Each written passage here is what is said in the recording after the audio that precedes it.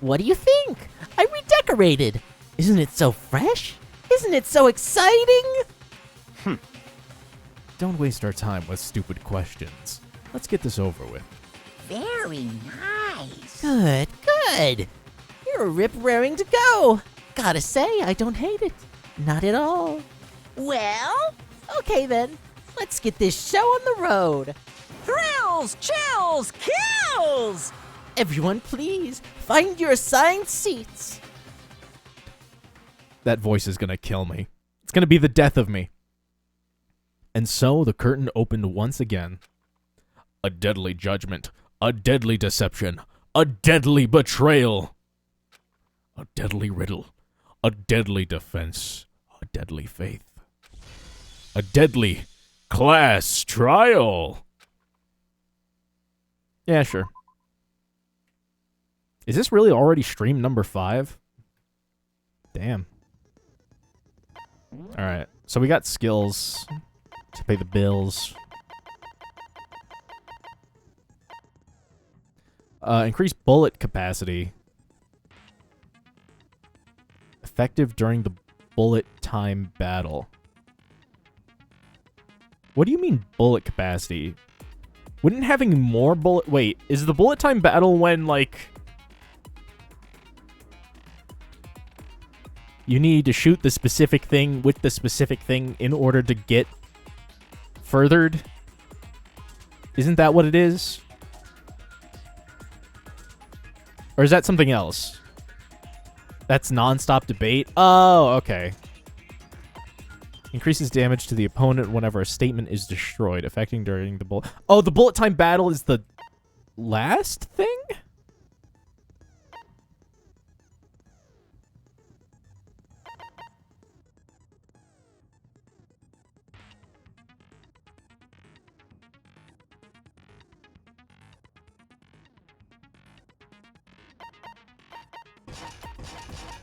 I mean, I guess I can have all of those. Because I spent so much time with the people who died. Also, that's a strange thing. It gives you...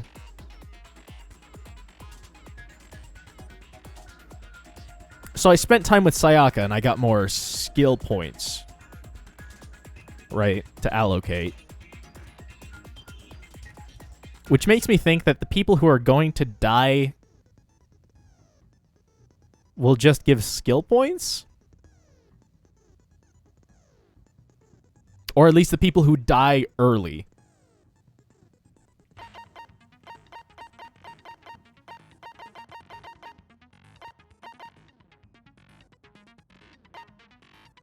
That's what it seems like. Open e-handbook.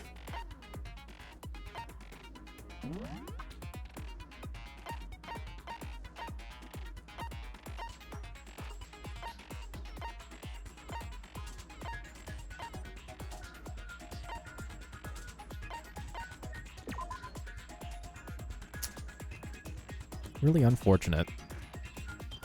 Didn't even get a chance.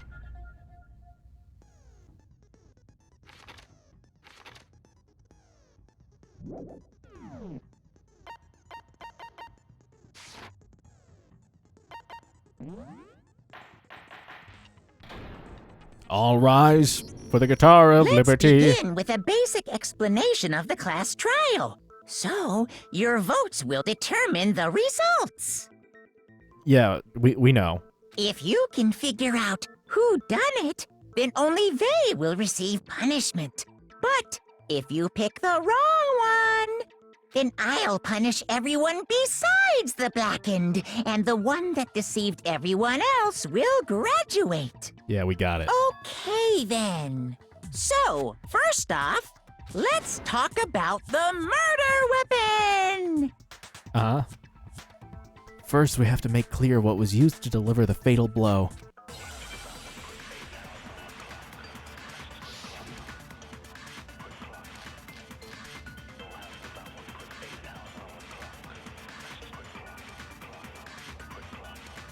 Chihiro's fatal injury.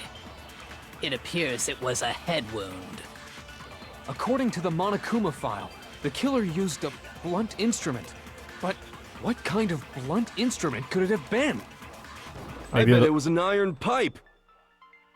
Interesting. No, fuck. That certainly would make for a powerful weapon. Okay, I need to make... Poor Chihiro.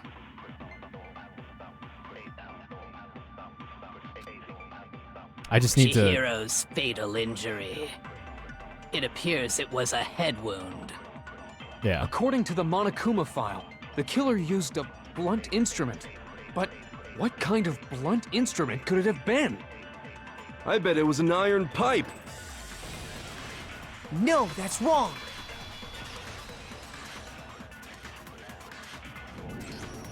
Can we agree that the object that dealt the fatal blow was the dumbbell, found at the scene of the crime? Yeah.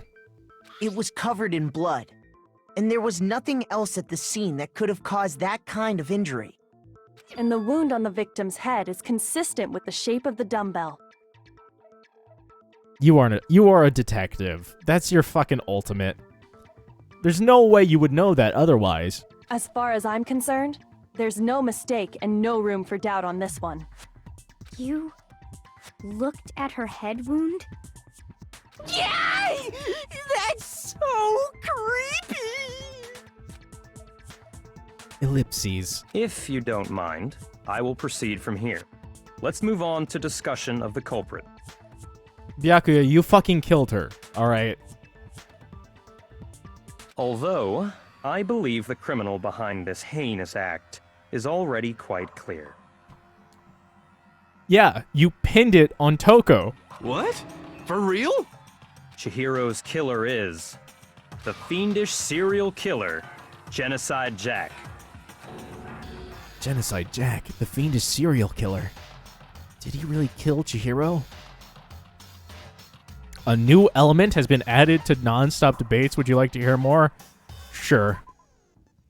For this debate, lines of white noise will appear to disrupt your reactions. Your truth bullets will disappear if they hit these lines, so think of them as obstacles in your debate. But there's a way to keep this white noise from getting in your way. Press the right mouse button to attach the silencer, which you can use to shoot down the white noise. However, if you shoot an actual remark with your silencer instead of the white noise, the time limit will decrease, so take careful aim when you have your silencer out. Ellipses, ellipses. Oh, but if your action difficulty is set to gentle, white noise won't appear at all. In which case, you can forget about the silencer and just focus on the situation in front of you. Good luck and have fun!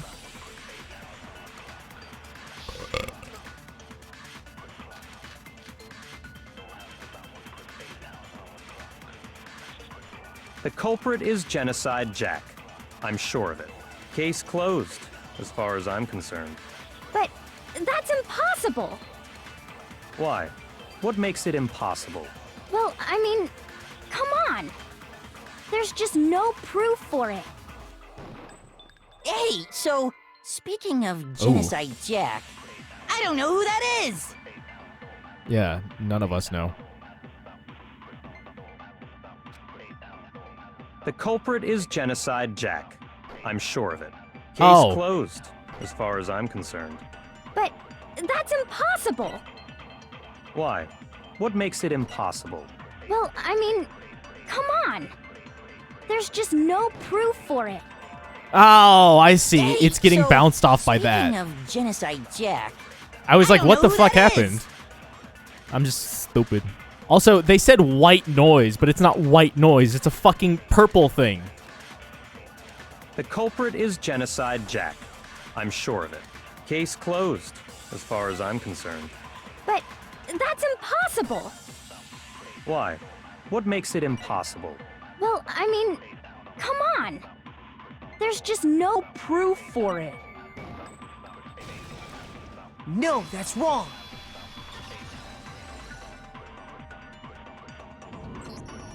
I might know one reason he could be involved.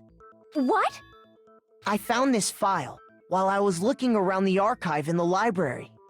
I guess it's some kind of confidential file the police put together about the Genocide Jack case. I really need to piss, so I hope this doesn't go on too long. What?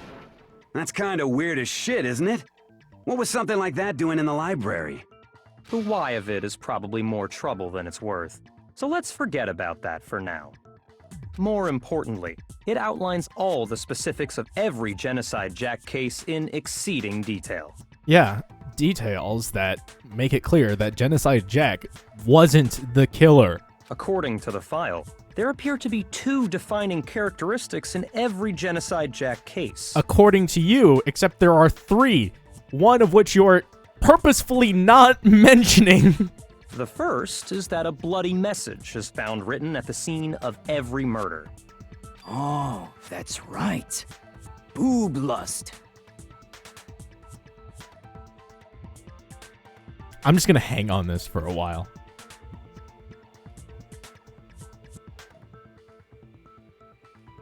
Close your eyes, if you will. I want you to imagine that Hifumi just said this, and everyone turned and looked at him and just stared at him in silence.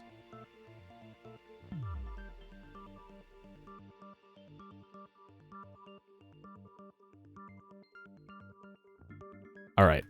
No. It's actually bloodlust. But more important is the other characteristic, and it's something that has never been made public. Never made public? What the hell is it? Why don't you tell them, Makoto? The other characteristic of how the victim was positioned. I got it! Apparently, in every Genocide Jack case, the killer suspends the body in a certain way. Using scissors that was also used to kill the person. Other than the killer, the only people who know about this are the higher-ups in the police department. However, Chihiro was most definitely suspended in the same way. So, how did the culprit know about this when only high-level police officials were aware of it? It's almost like they were a rich asshole who had access to the case files. Huh. Crazy. There's only one logical answer I can think of. It's because the culprit in this case is the real Genocide Jack. No, that's not right. No fucking way! You're saying Genocide Jack is one of us? Well, that part is true, but the other part isn't. Yes. In fact, it's Toko. What? Genocide Jack's true identity is Toko Fukawa. You lie! It's true. What? Hey, okay, wait, hold on a sec. Toko has, like, bloodophobia or whatever, remember? What kind of serial killer is afraid of blood? Is Toko Genocide Jack? The answer is yes and no. Another riddle? Man, why is this gotta be so complicated? It does seem like a riddle in a way, but I feel like I can just about see it. Genocide Jack is Toko, but isn't Toko. What does it mean? Oh man, what does it mean?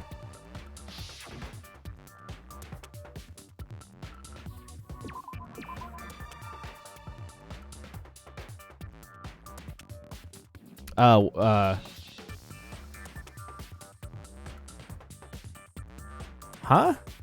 Wait, what is it? Huh?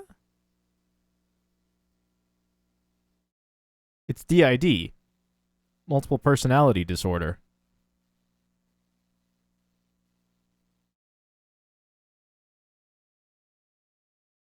What is it trying to get me to spell out?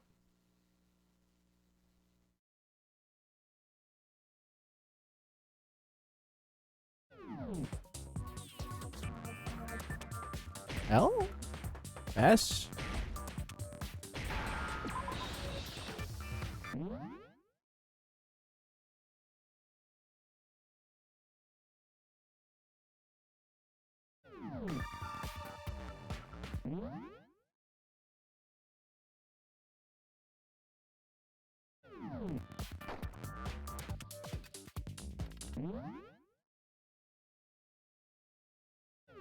No, this is wrong. This is wrong.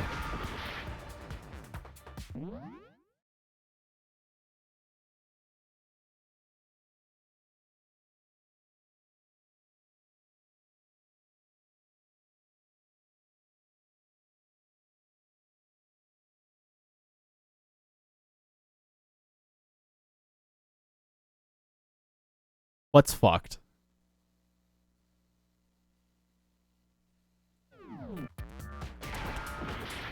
Miss?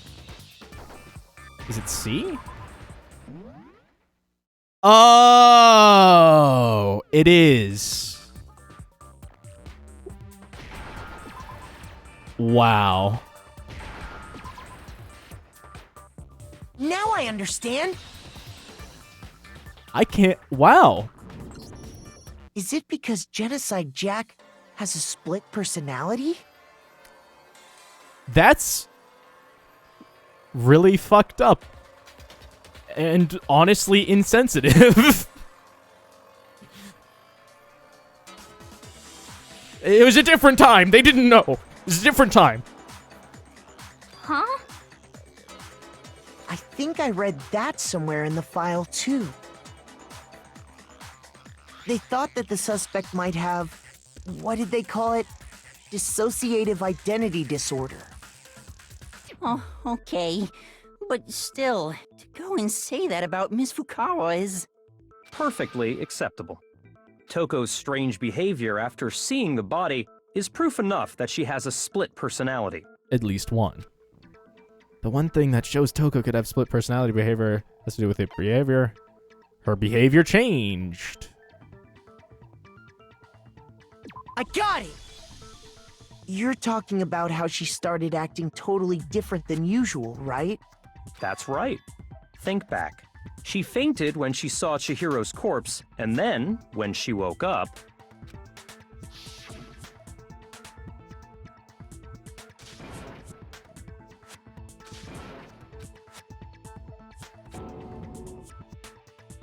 Sigma rule number 532, diagnose other people's mental health problems. Exactly. She was acting funny, that's for sure. That melancholy tone of hers completely disappeared. Don't go assigning adjectives to my tone without permission. All right, murderer. Not to mention, once she regained consciousness and saw Chihiro's body again, she was utterly calm. All right, other murderer. In other words, within her is one personality that can handle blood, and one that obviously can. So when Toko trapped herself in her room, it's because she was scared of Genocide Jack? She very likely knows that she's Genocide Jack. I won't let Genocide Jack have control. The reason she locked herself in her room wasn't to keep other people from getting in. It was to keep herself from getting out. I get it. It was to keep her other personality from getting out. What? What? Toko was afraid. Afraid of the murderous fiend inside of her. Of killing even more people. How? Yeah. How can you know all this? I do believe you misunderstood her. What she's trying to say isn't, how can you know all this? No. It's how... What she wants to know is, how could you tell them? Yeah. Huh? Last night, just before Monokuma gave his motive speech, Toko and I had a strange conversation. She told me a most interesting story. She said a murderous fiend lived within her, and she was afraid it could appear and attack at any time. And that trepidation is what's caused her to have such a bleak attitude. Isn't that right, Toko? This is all a lie. Right, Toko? You said you wouldn't tell anyone. What? You promised! I can't believe you lied! You have only yourself to blame. You came to me with your tragic little story. I didn't ask you to. You're still an asshole. And a murderer. This is the real world, not some romantic fantasy fairy tale. Also, you took advantage of a fucking love-struck girl to get away with your murder. Piece of shit. Besides, you broke your promise first. You said that as long as you were here, no matter what, you wouldn't let Genocide Jack kill anyone. That's not true. But in spite of that promise, Well, I mean, that is true, but Genocide Jack didn't kill anyone.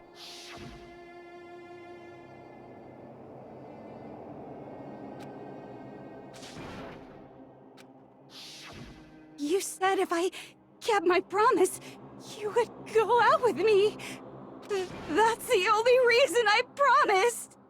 how many times do I have to tell you? I never said that. But you weren't able to do it. You just couldn't resist that rush you got from killing, could you? No. I tried. I swear I tried to control it, but... But your efforts were useless. What a disappointment. But there's something else. I hate you. Well, the opening act is nearly finished. All that's left is to hear from the person in question directly. The person? You don't mean... Toko's body suddenly lunged backwards. A huge thud echoed across the courtroom, but in the next second...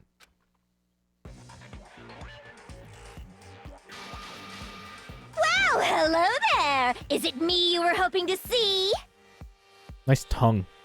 Yes! What the heck? So you figured it out, huh? Well, whatever. What are you gonna do? I'm the ultimate murderous fiend, Genocide Jack! Or better yet, let's go with Genocide Jill! What the fuck is this? Toko, what happened to you?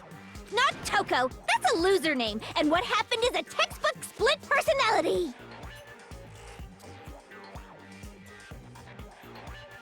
Okay. So what if one of them happens to be a serial killer? You should turn a blind eye to one's faults.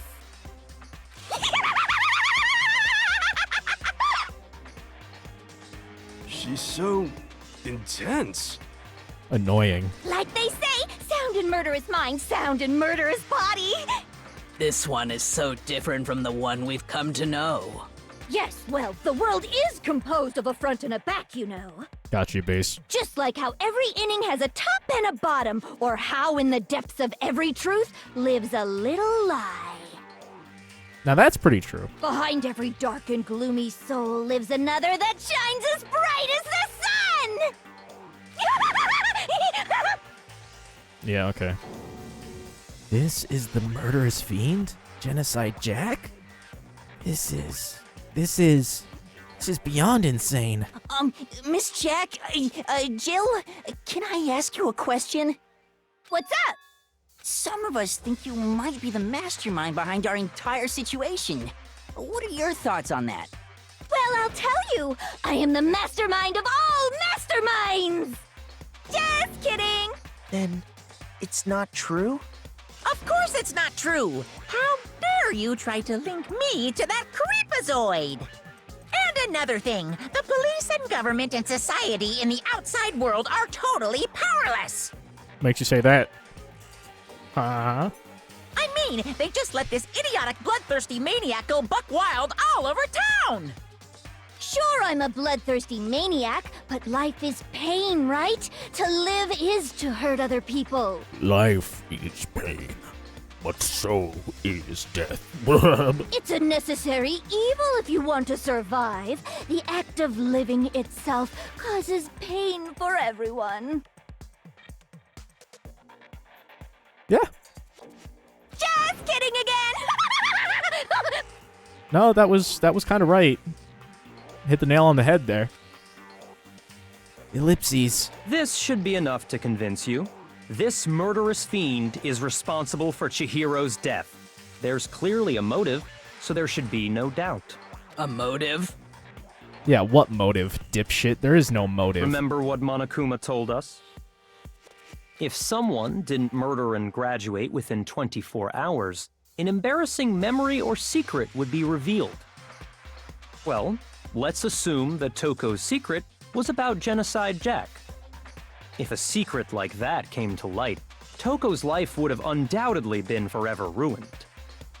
So she had a very clear motive to never have that side of herself exposed. Interesting. Very, very, very interesting. But sorry, as much as I hate to admit it, I'm not the culprit. culprit! Huh? But I cannot imagine anyone other than you could murder someone in such a bizarre fashion. Maybe so, but nevertheless, it's the truth! Do you really expect any of us to believe you? Yeah! I could never believe a word you say, you monster! No. Like, she seems really open right now. She took responsibility for all of the other murderers. Or the other murders. Like, why...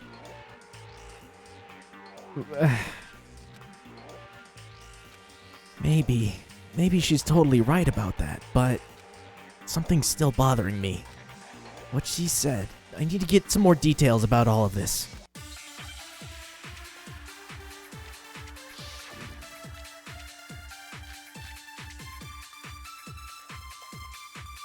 I got it. Sorry, but I didn't kill anyone!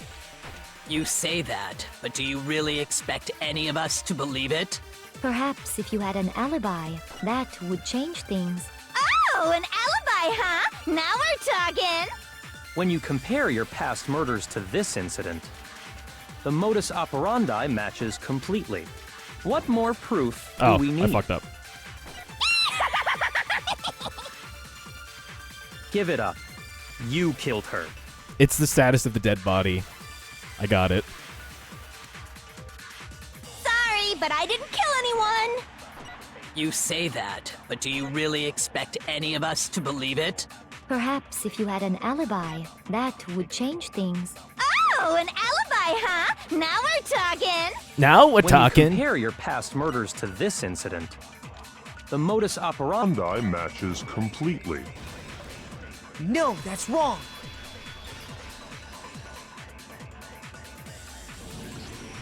Are the methods of murder really exactly the same? I'm not so sure about that.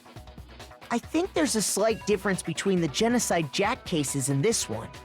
Yeah, the one that the actual murderer has been purposefully leaving out this entire time. Huh? How's it any different? Uh-oh, you don't know? Well then, human garbage, let me tell you! I murder with passion and conviction. I consider myself a professional, and I have a very particular way of doing things. Imagine you go to a fancy Italian restaurant. They're very picky about the noodles, the sauce, everything. But what happened to Chihiro? It'd be like if that same Italian restaurant started using Ragu or Chef Boyardee.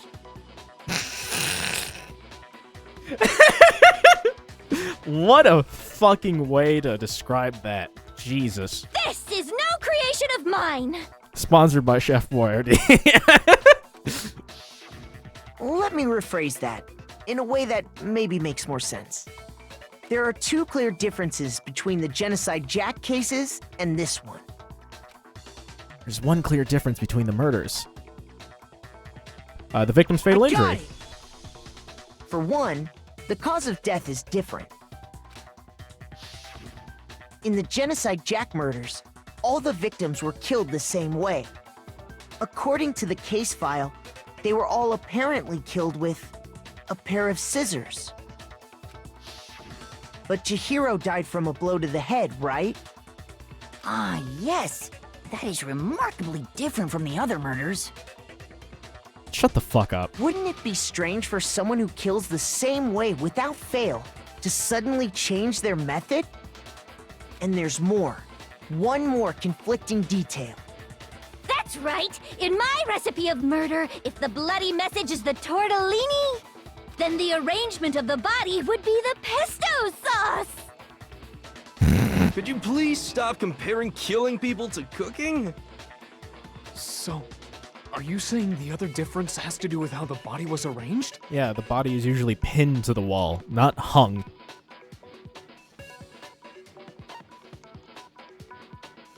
I got it! Do you remember what the killer used to suspend her? They'd use some kind of rope to hang her up by her wrists. What is your point? Well, in all the previous Genocide Jack cases, something else was used to suspend them. Specifically, pairs of razor-sharp scissors. And guess what? I used my own specially designed scissors for the murders and the arrangement. Like I said, I'm a professional, so naturally I'm very picky about the tools I use. There's a lot of issues with this, but it's whatever. It's stylized, I guess. And you know what else? Big Mac said there's 2 differences, but he's wrong. Big Mac? Are you referring to me? No, she's referring to what's-his-nuts, Byakuya. Listen up, Big Mac. There's actually one more difference. Huh? Sponsored by McDonald's. Sure, you really didn't notice? Take a look at who the victims were in each Genocide Jack case. Well, see, that's the thing. That actually matches. They were all male. There's a pattern there, just waiting to be discovered. A pattern? Figure that out, and it'll be plain as death why I couldn't have possibly killed that little lolly girl. Sponsored by pedophiles. And Hollywood. Oops, tautology.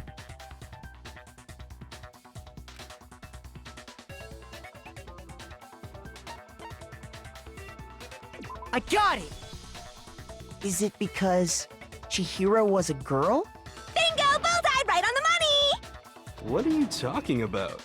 In all the Genocide Jack cases, all the victims had something in common.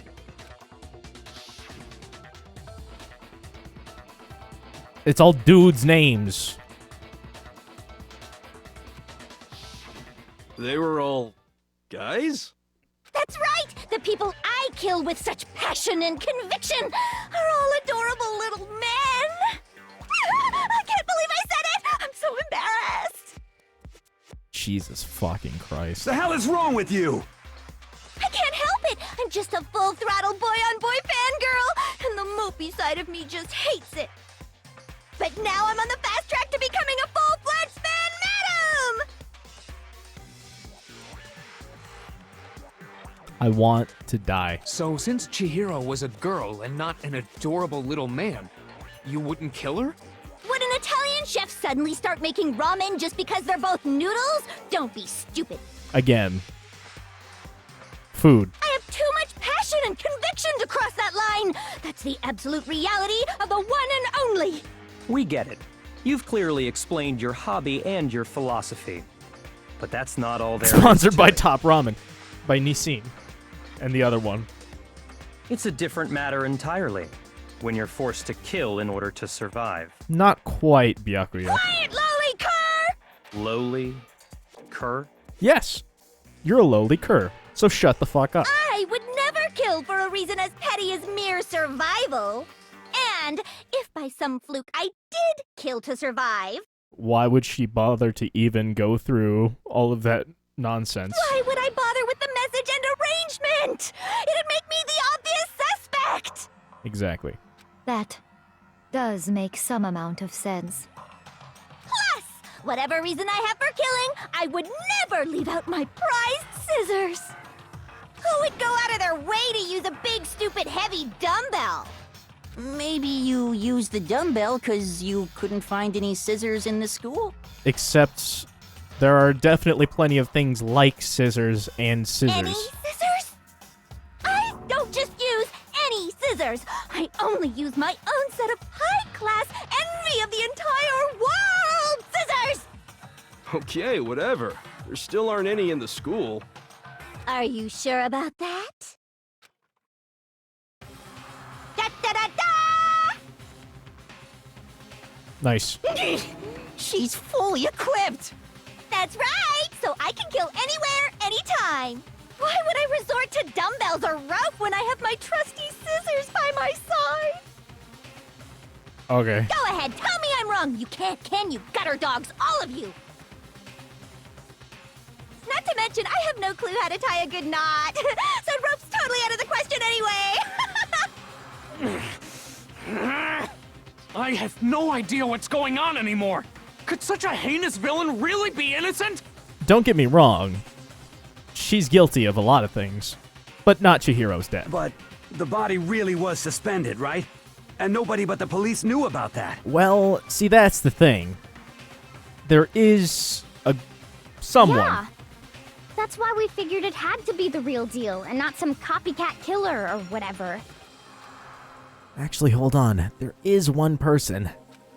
One person who could have copied Genocide Jack cases.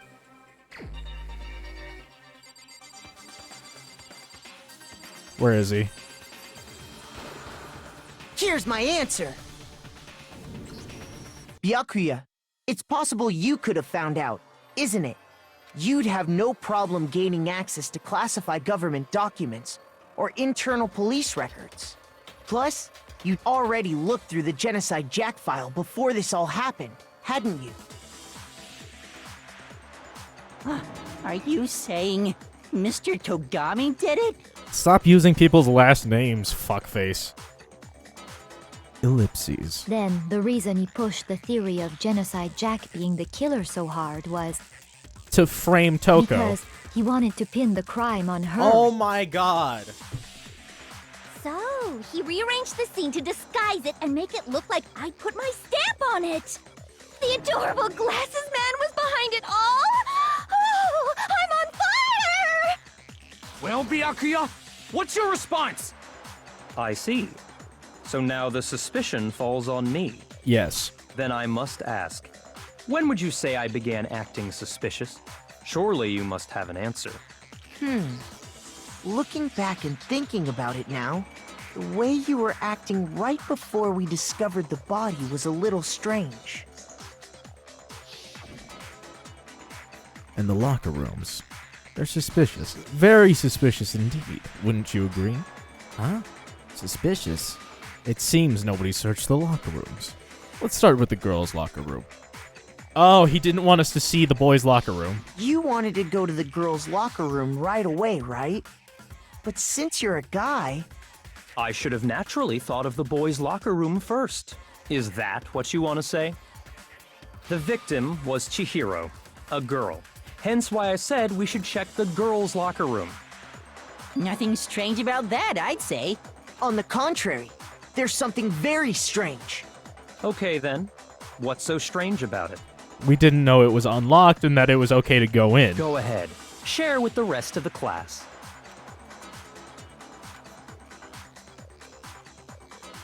A new element has been added to non-stop debates. Yeah, sure, what's up? A truth flashback. If you aim at a weak spot and hold down the left mouse button, ellipses, then you'll memorize that weak spot. This memorized phrase can only be shot once as a single truth bullet. If you shoot or change the truth bullet, it will disappear from your truth cylinder.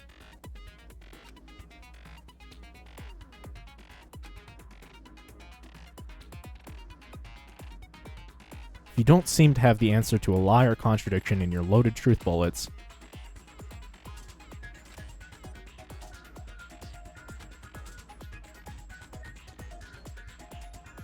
you won't be refuting anything. Okay, I get it. This is kind of another tutorial. Kind of.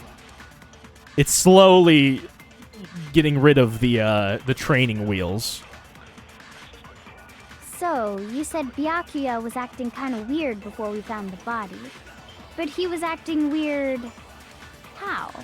If you're presented with the opportunity to check out the girls' locker room, you absolutely take it! That's a natural reaction for any guy! Shut up. The victim was Chihiro, who was a girl. So of course I would suggest we check the girls' locker room first. There was no time for pointless distractions. What's so strange about that? I wish you'd taken me with you.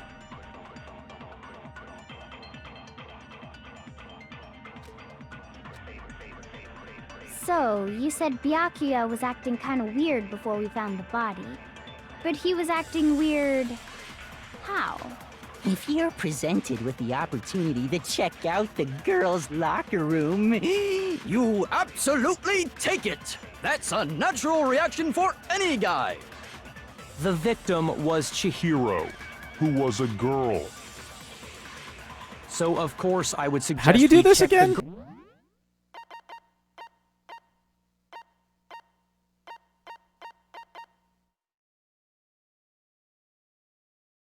Some text may appear in yellow. This is their weak spot, and it represents a potential lie or contradiction in their argument. Multiple weak spots may appear.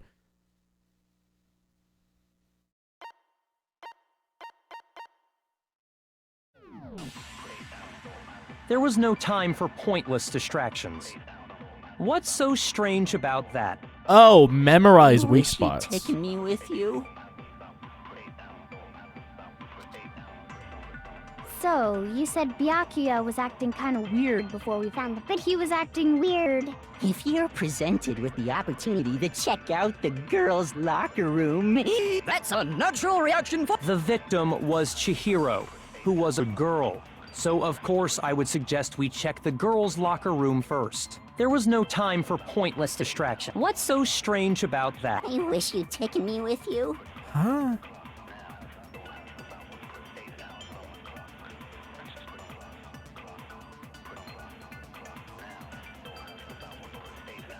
Oh, it was before we knew Chihiro. So, you said Byakuya was acting kind of weird before we found the body. But he was acting weird... how? If you're presented with the opportunity to check out the girls' locker room, you Oh, I absolutely see. take it. Okay, so That's a natural. I understand now. I understand. When it said yellow, it meant the orange text. I was like, I thought it was some separate kind of text. And I was like, what the fuck so of are you talking there was no about? time. What's so strange? I wish you'd taken me with you. I get it. So, you said Byakuya was acting kind of weird before we found the body. But he was acting weird. If you're presented with the opportunity, That's a natural. The victim was Chihiro. No, that's wrong.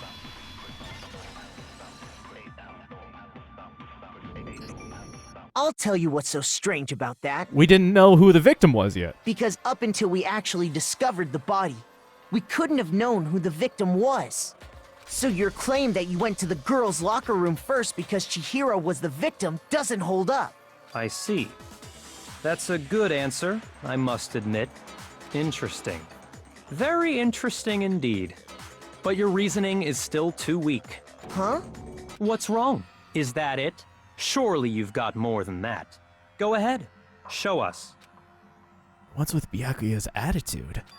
It's like he doesn't even care. What's the matter? You're not finished already, are you? There must be more to it. There is more to it. There is. I think. There is more to it. Think about it. We just talked about the differences between this case and past Genocide Jack incidents. The proof you're looking for is hidden in there. Oh? Proof that I'm the culprit, you mean? Ellipses.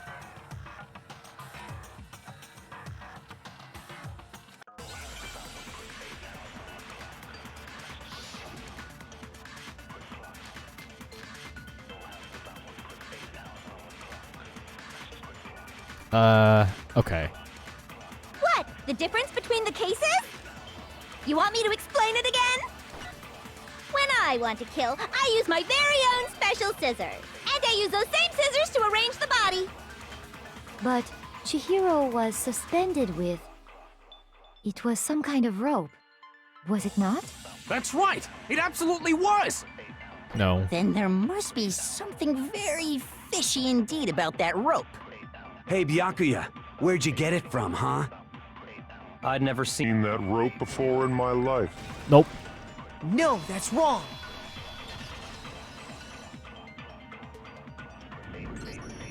Actually, I'm pretty sure you have seen it before. Because, you see, that rope, or should I say, that extension cord? What? An extension cord? Byakuya, you've used the extension cord in the library more than once, haven't you? And the same extension cord that was in the library all this time Was missing. went missing after the murder. Yeah. And there's no way someone who uses that extension cord as much as you do wouldn't discover that fact. Then Byakuya must be the one who took the extension cord. I can't imagine any other possibility. It was me, Barry. I was the extension cord. That's really what you think? Then your conclusion is something like this? I killed Chihiro in the girls' locker room, then hung her up and wrote that bloody message. I intentionally made it look like Genocide Jack was behind it. Is that about right? No, actually. You kill, well... He's doing it again. Totally unconcerned, as if he's not even involved. Not even involved. What's wrong? I asked you if you think that's what happened. Hell yes, that's what happened. So that's it, right? Byakuya's the killer. Not quite. Because there's something wrong with what he just said. I don't disagree with not disagreeing. He kept calling this a game, right? So he'd be totally willing to do something like this to win. Sorry, but could we hold on just a second? I think we need to talk about this a little more. Huh? Do we really need to? We've already decided who did it. I know, but still, there's something that's still bothering me. Is that right? And what, pray tell, is still bothering you? I killed her in the girls' locker room, then disguised my crime. Nope. Specifically, I dressed it up to make it look like it was the work of a homicidal psychopath. What about all that bothers you? Wait. Something's not right. There's something in there that concerns me. The scene of the crime! You say you killed Chihiro in the girls' locker room, right? But are you sure about that? Isn't it possible that the murder took place somewhere else? How disappointing. What kind of question is that? Even in the world of disappointments, this is a true letdown. Shut the fuck up. She was found dead in the girls' locker room. There is absolutely no question about that. That part is true. How could the scene of the crime have been anywhere else? Everything with a blood stain on it was switched. Well, I think it's entirely possible that she was killed somewhere else, then carried there later, along with the rest of the murder scene. The rest of the murder scene? Ellipses? That was awfully specific. Please tell me you have a reason for saying all of that. I believe I do. Hey, Byakuya, did I just take you off guard? When the story suddenly moved to the crime scene, Byakuya, who'd been so confident up until now, maybe Byakuya never even realized that the actual scene of the crime could have been somewhere else. Hey, don't just move on without permission! What do you mean she was killed somewhere else? Come on, Makoto.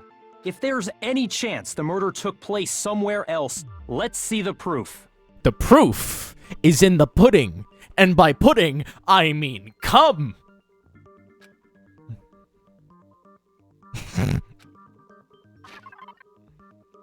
All right.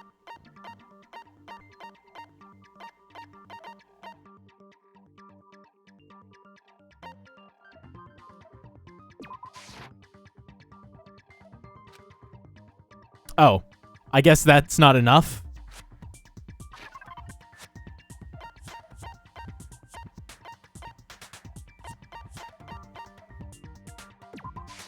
I got it! The proof that she was killed somewhere else is the poster that's hanging in each locker room. Your proof is some posters? The poster in the girls' locker room was a picture of a big-boobed supermodel. But don't you think that's kind of strange? Why would the girls' locker room have a poster like that? I bet those massive jugs of hers were totally fake! Meanwhile, the boys' locker room had a boy a band. poster of the super popular boy band Tornado. Again, that doesn't really seem to belong in a boys' locker room. I don't know. I'm pretty into Backstreet Boys, you know what I'm So saying? you're saying that maybe the posters were switched? And there's one other thing I noticed about the locker rooms. You know what I'm talking about, right, Sakura? You're referring to my protein coffee, aren't you? Protein coffee? Yeah. While I was in the girls' locker room earlier, I spilled some protein coffee on the carpet. But I noticed that after the murder, the stain had been totally scrubbed away. No, it's not that the stain was scrubbed away. It was moved.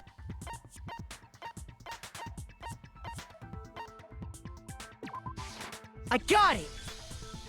The stain on the girls' locker room carpet wasn't scrubbed away. In fact, I found it on the boys' locker room carpet.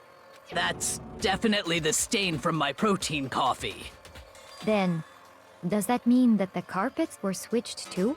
But why would anyone do that? To make it look as though a girl committed the To crime. move the murder scene from one locker room to the other. It's certainly plausible, don't you think? What? In other words, in order to completely swap the scene of the crime, the bloodstained poster and carpet were moved along with the dead body. By doing this, the killer was able to change the entire room where the murder took place. I can certainly follow your reasoning, but why would the culprit bother doing that? Huh? Why would they go to all that trouble of switching the scene of the crime?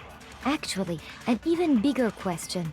If the murder did take place in the boys' locker room, then how did Chihiro get in the boys' locker room in the first place? The answer is very simple. To get into the locker rooms, you have to swipe your e-handbook across the card reader device. But Chihiro's handbook should have only allowed her access to the girls' locker room. That's where you're wrong. She had no way to get into the boys' locker room to begin with. No, she did have a way, and I can tell you what it was. I highly doubt that. Shut up! I'm telling you, I know how she could have done it. Is he right? Could Chihiro really have gotten into the boys' locker room somehow?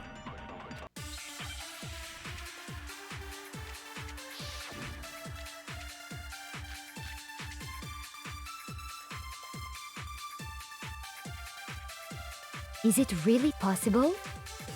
Could Chihiro really have gotten into the boys' locker room somehow? Ah! I got it! She must have hacked her e-handbook! What? She was the ultimate programmer, after all. I'm sure that would have been no problem for her. No, I don't think that's it. She used the thing that was in the main hall. Huh? What thing?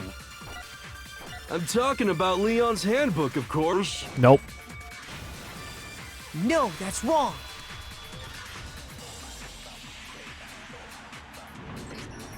No, I don't think Chihiro used Leon's handbook. Why not? Because it was broken, dipshit. Because Leon's handbook was broken. Oh. Well, then, yeah, I guess that'd be pretty impossible, huh? I am struck silent by how quickly you gave up. Plus, isn't there a regulation against using someone else's handbook? Not against using someone else's handbook, from loaning the handbook. Actually, the rule states that loaning your handbook is prohibited. It says nothing about borrowing one. In other words, you could borrow a dead person's handbook all you want, and you'd be safe. Yup, yup, yup! Hit the nail square on the noggin! Of course, if it were broken, that wouldn't make any sense anyway. So then, she must have hacked hers, like I said. She used her ultimate programmer skills and... No. Psst! You can't fix an e-handbook! The instant you open one up, a security buzzer starts blaring! So, if she didn't use Leon's handbook, and she didn't modify her own handbook... Maybe Mr. Naegi's initial assumption is just wrong? No? It seems like there's no way she could have got into the boys' locker room. So I guess so. Actually... Okay then, I vote for Byakuya! Hold up there, cowboy. Is that it then? Chihiro was killed in the girls' locker room and Byakuya was the one who did it? Really? But still, I don't know what else I can do. Hold on a second. Thank you, Rice I Ball. agree with you, though. I think you're on the right track. What the? You finally decide to open your mouth and that's what you've got to say? She figured out the piece of evidence that's going to be revealed to us. There's no way she could get in the boys' locker room, right? So... Why are you so sure she couldn't get in? There's still one other way she could have gained access. What? What are you talking about? What other way is there? Well, to explain that, Why don't we take a little break from the trial? I'd like you all to come see something. Oh god, are we really gonna go look? Wait. Just what do you think you're doing? Don't worry.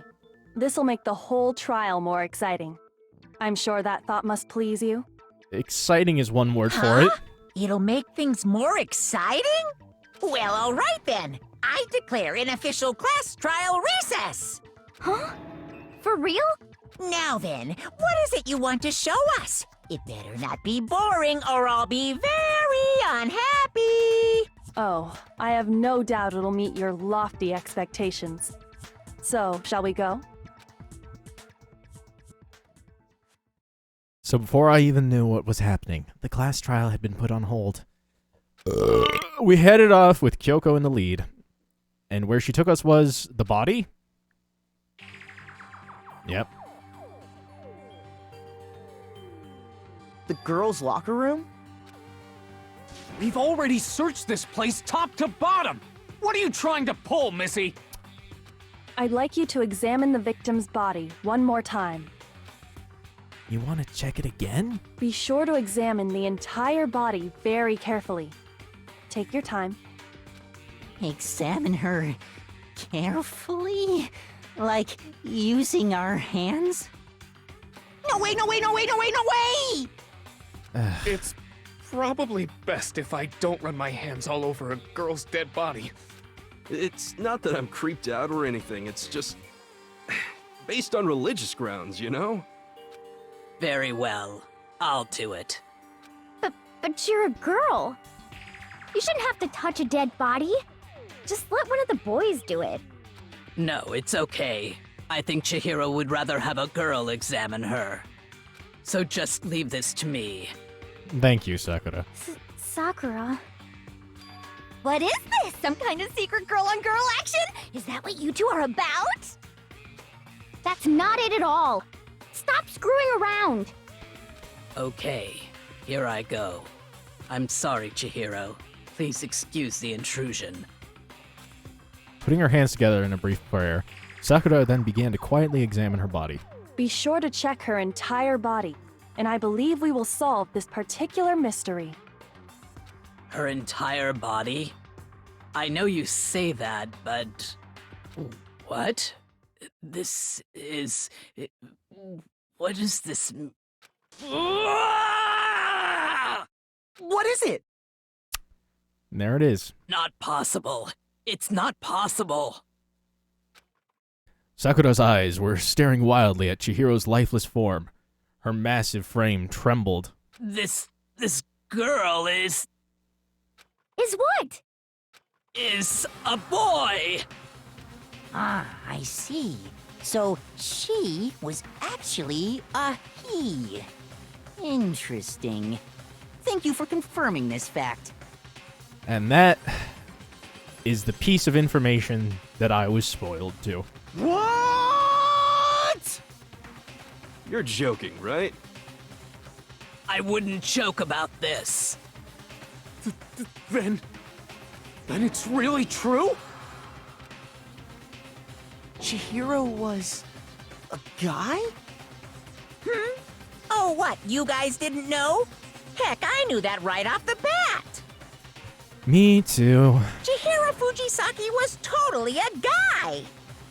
Then he was a cross-dresser? Oh, now I'm really on fire! I wish I had killed him! So that's what Kyoko wanted to show everyone, huh? Interesting.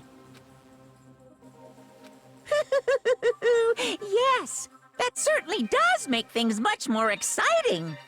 Now let's ride this wave of excitement back to the courtroom and get back to the trial. Ahem. I do apologize for keeping you waiting. Now then, let's resume the class trial. God, these take forever. We've all just learned of the shocking revelation that Chihiro was actually a boy. Let's pick up from there. Yes, well, I don't know his reason for hiding it, but the fact is, Chihiro was not a girl, but a boy.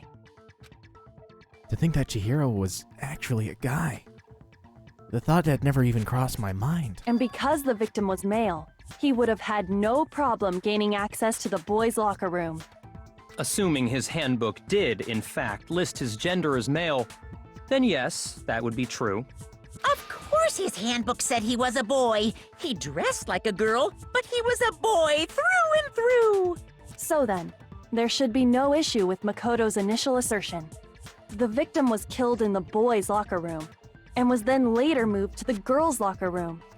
And the killer could have easily used Sayaka or Junko's handbook to get into the girls' locker room. Yes. So Chihiro really was killed in the boys' locker room? I still don't understand the motive for moving the body, but yes, that does seem plausible. The motive for moving the body was to pin it on Toko. Well, I must admit, I did find it rather odd. I knew he felt a little off. There was a certain incongruity to his female body. This is a most titillating situation! Shut up. So now everything has been connected. All the mysteries have finally become clear. Okay, well, connected or clear or whatever. We still think you're the killer, remember? Very interesting. This has become very interesting indeed. I'm glad this rich piece of shit gets to die. Ah, he's off in his own little world. What about you, Makoto? After everything we've learned, do you still think Byakuya's the killer? Well, without a doubt, Byakuya is the one that made Chihiro's death look like Genocide Jack did it. But I think he might not actually be the killer after all. Huh? What? But aren't you the one who accused him in the first place? He just seems to be too easygoing about all this. Like he's enjoying us solving the mystery. The way he's acting, it makes it seem like it doesn't have anything to do with him. And you think that might be because it doesn't have anything to do with him? Plus, the evidence he left behind was a little too... how can I put it? Overt. He consciously chose to use the extension cord, knowing it could connect him to the murder. At least, that's how I see it. And Byakuya, when you found out the murder took place in the boys' locker room, it seemed to rattle you. And then again when you found out Chihiro was actually a guy. If you really were the killer, that stuff wouldn't have had any effect on you. So that's your thinking, huh? Well, it bothers me that you don't have more concrete reasons, but it's fine. I guess I'll mark it as correct for the time being. Mark it as correct? He's right. I am not the culprit. God damn it. I was really hoping he I would be the just one to die. happened to come across the corpse in the girls' locker room and decided to alter it. Are you fucking with us right now? No, I am not effing with you right now. I'm telling you the truth. Wait. He said he found the corpse in the girls' locker room.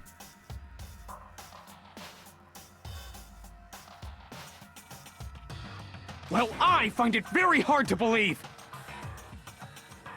Go ahead. Find it very hard to believe. You're free to be executed along with the rest of us. If you're really telling the truth, then why? Why do you do that to his body? Dependent on Toko. My reasons hardly matter right now. Uncovering the culprit is much more important, wouldn't you say? I think he finds Toko to be annoying. Now then. It's enough of a reason for me. If it wasn't me, who was it?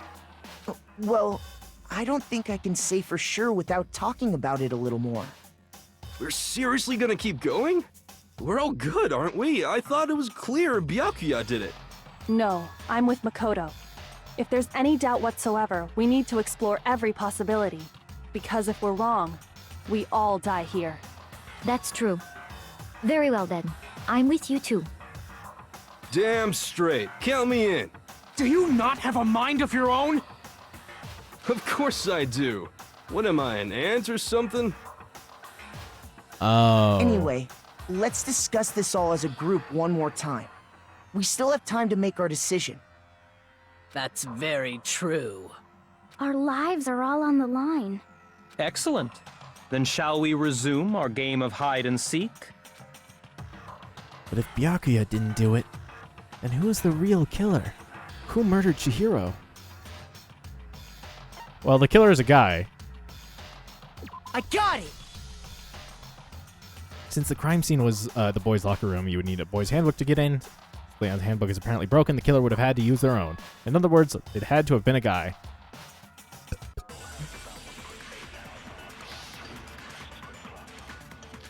Let's take our time with this one.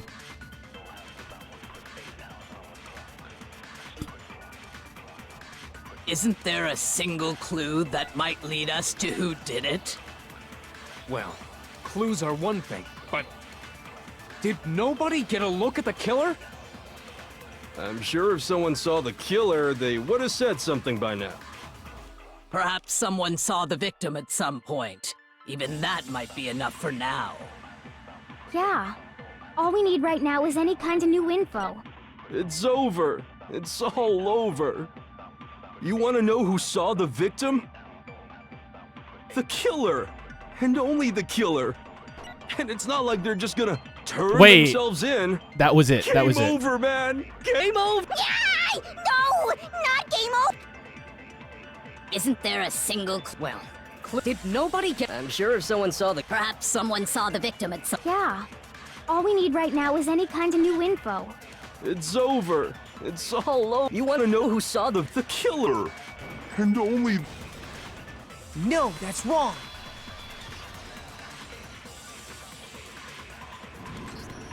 I believe someone else did see the victim before he was murdered. What do you think, Celeste? Now that you mention it, yes, I did see him. Huh? Really? Oh, but I suppose only Makoto knows about this. The rest of you had no idea, did you? That is why you're all making such ugly noises. Whatever! Just hurry up and tell us! It was last night, right before nighttime. I saw Chihiro in the dormitory warehouse. I saw him stuffing a track jacket into a duffel bag. And then, I assume, he headed off to exercise. A track jacket and a duffel bag?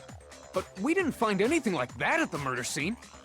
It seems likely that the culprit destroyed them to get rid of any evidence. And that is when he said something that struck me as rather odd. I better get going. I'm kind of in a hurry. Chihiro told me he was in a hurry. But why would he be in a hurry? Only if someone were waiting for him, I should think. So, Yeah. Mr. Fujisaki was on his way to meet with someone, and then they were going to work out together? But Hina and I had invited him to exercise with us plenty of times, and he always declined. Probably because he was afraid you'd find out the secret he was hiding, right? Which means that conversely, he must have trusted whoever he was meeting with very much. Enough so that he was willing to risk his secret being revealed. What a marvelous friendship! The point is, whoever he met up with is the culprit, right? So we just gotta figure out who it was. But knowing what we know, I can't even guess. I mean, I have two guesses. No. You already have what you need to make the connection. Huh? You know who the killer is. Seriously? Who is it? Who's the killer? Think back to the track jacket and duffel bag the killer disposed of.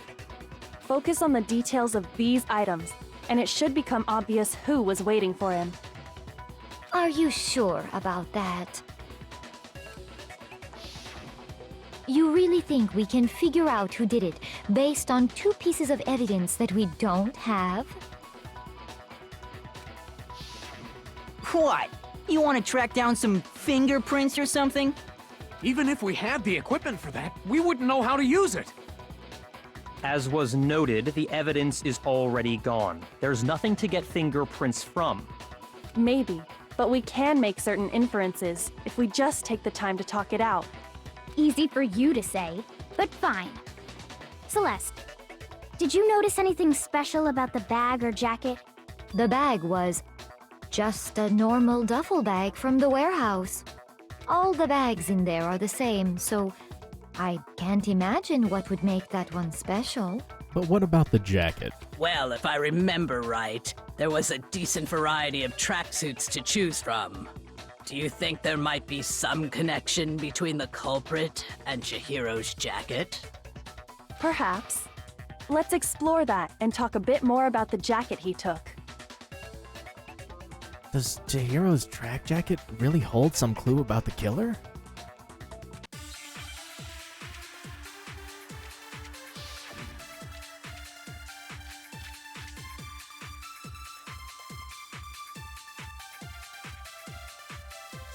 First of all, we know where Chihiro was headed. He was on his way to go exercise. So next we have to ask, why did he choose the specific tracksuit that he did? What do you mean, the specific tracksuit? I got it! He picked that tracksuit because it matched the one the culprit was wearing! So, what you're saying is, the killer was wearing the same blue tracksuit as him? My tracksuit is black! I don't even have a tracksuit. 'Cause exercising sucks! I have a white tracksuit personally. I got it from the warehouse, if you must know. Did any of that really help us get any closer to figuring out who the culprit is? No way. Not a chance. You heard him, right? What he just said without even realizing it?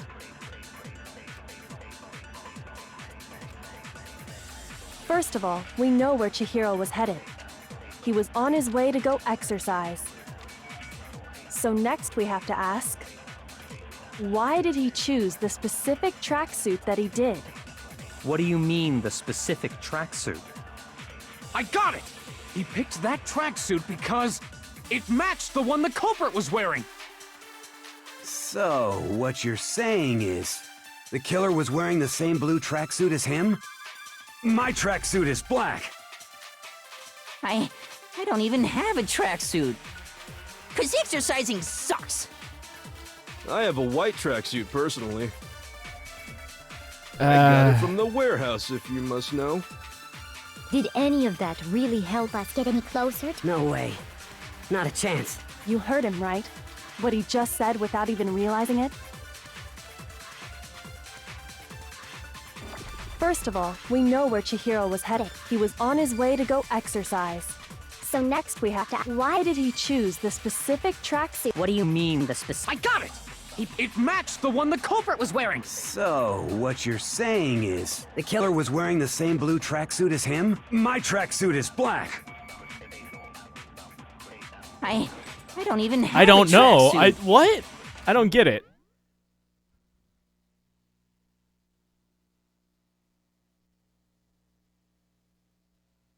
Huh?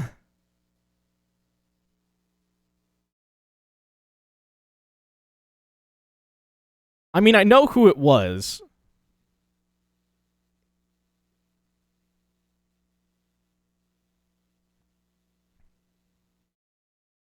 I think.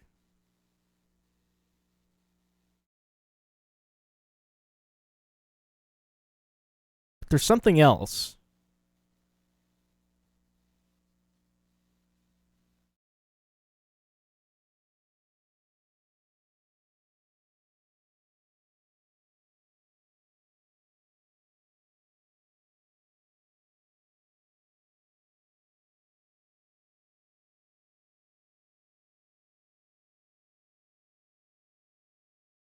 Maybe it's the fact that the blue tracksuit had white stripes? I'm gonna fight them all. 'Cause exercising sucks! I have a white tracksuit personally. I got it from the warehouse, if you must know. Okay, I think that's it. Help us? No way. Not a chance. First of all, Winky was on his way to. So next week, why did he choose this? What do you mean, the I got it! It matched the one the culprit. So, the killer was wearing the same blue tracksuit as him? My tracksuit is black! I don't even have. 'Cause exercising. I have a white tracksuit personally. No? Shoot! First of all, we know where Chihiro was headed. He was on his way to go exercise. So next we have to ask, why did he choose the specific tracksuit that he did? What do you mean, the specific tracksuit? What? Are they trying to say that there was multiple tracksuits in the duffel bag? Are they trying to say... What are they trying to say?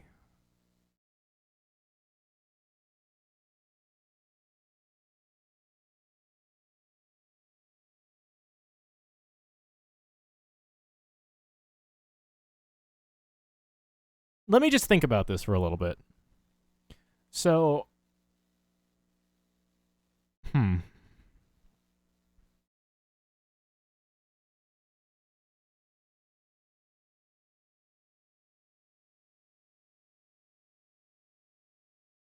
Wait, are they trying to say blue is the opposite of red?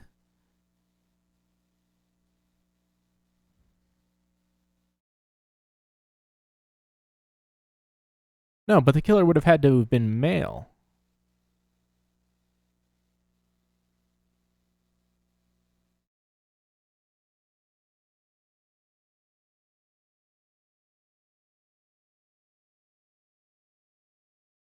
What?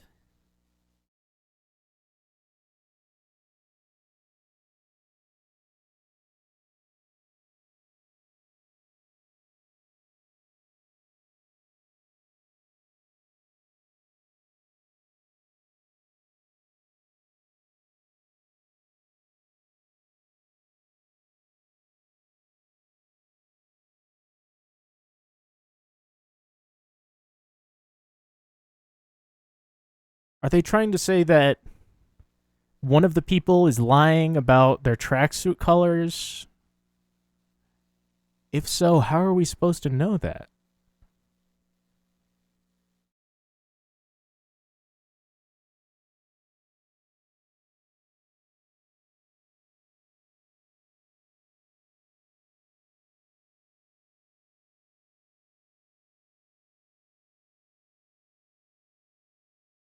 Or are they trying to say...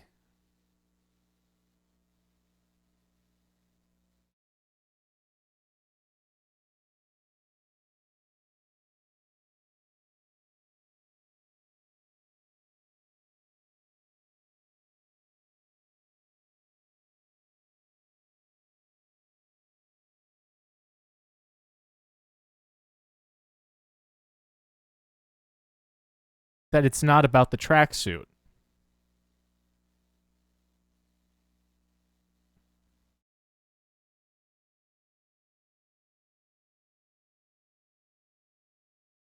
And more about the fact that he said he was late.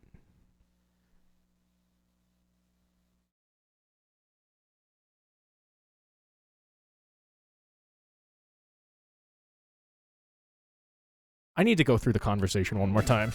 I got it! He picked that tracksuit because it matched the one the culprit was wearing! So, what you're saying is, the killer was wearing the same blue tracksuit as him? I don't... My tracksuit is black! I don't even have a tracksuit. 'Cause exercising sucks! I have a white tracksuit.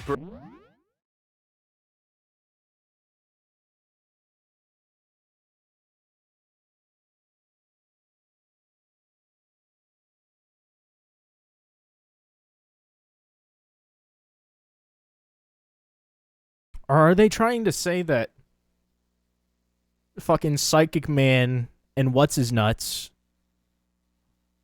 Diamond Bro, have matching tracksuits? And they're both in on it.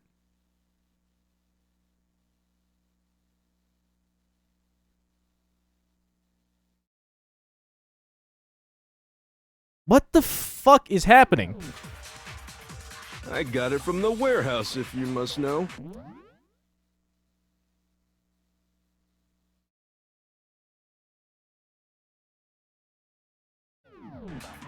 Did any of that really help us get any closer to figuring out who the culprit is? No way. Not a chance. You heard him, right? what he... First of all, we know where Chihiro was headed. He was on his way to go exercise.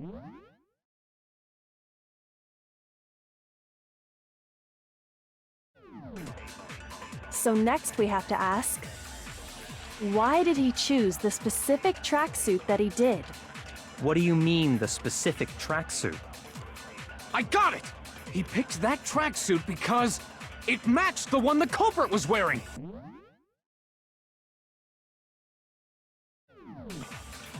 So, what you're saying is, the killer was wearing...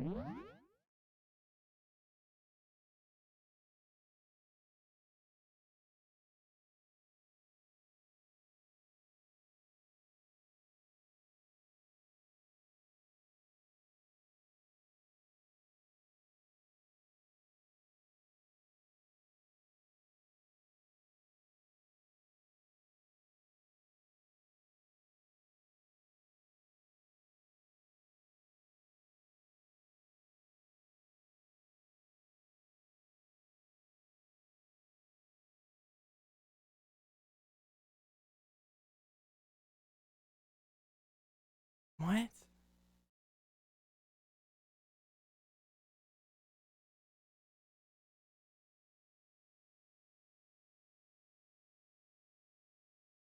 I'm gonna go use the restroom real quick and think about this. Don't spoil it.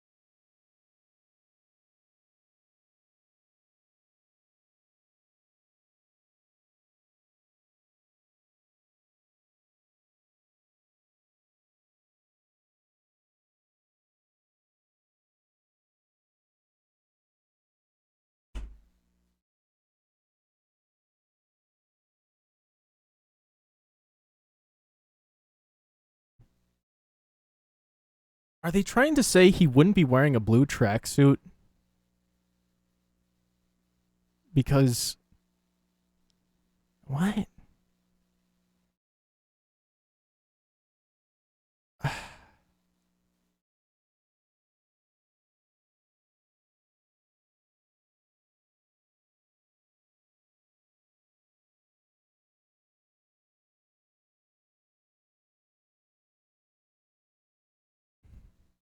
What are my truth bullets? My track...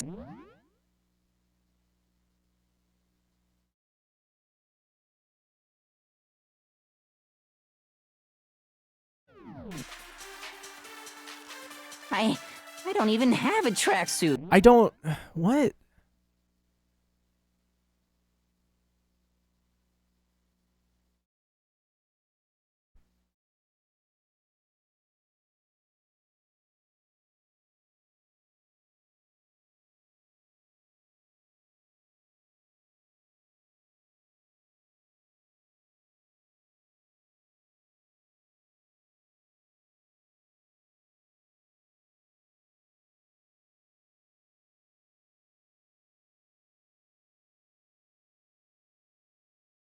It's not library desk lamp. It's either Celeste's thing or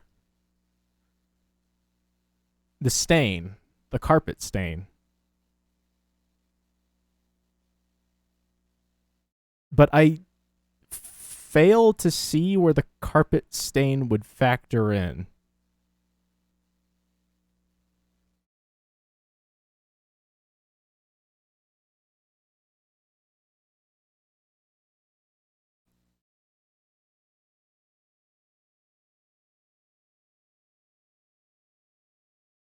maybe it's because they're saying track suit and not track jacket. Because it was just the track jacket.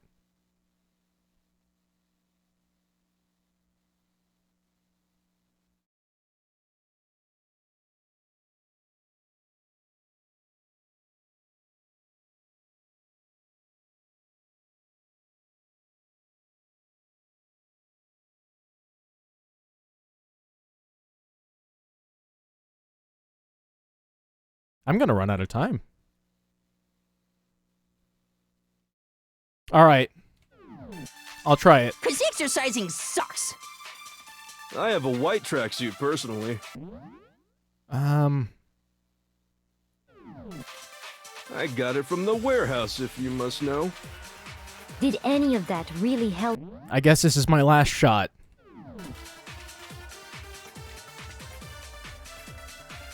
No way. Not a chance. You heard him, right? What he just said without even realizing it? See, here's the thing. Why would they introduce like this new mechanic where you can take what someone said and use it against them and only use it once in this trial? That fucked me up quite a bit. I lost a lot of time because of that. Because I thought, oh, we might use this again.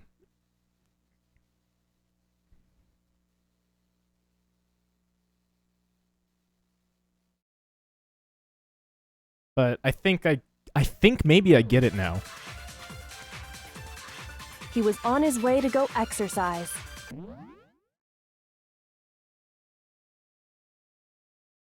He was on his way to go exercise.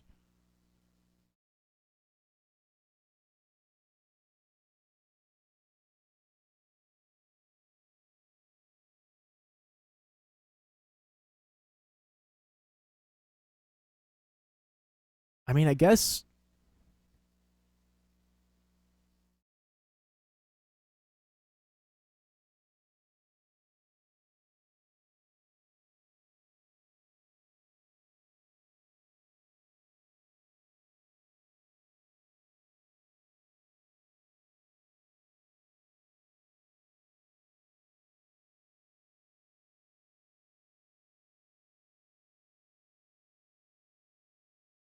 I'm definitely overthinking this. But I can't find the simpler solution.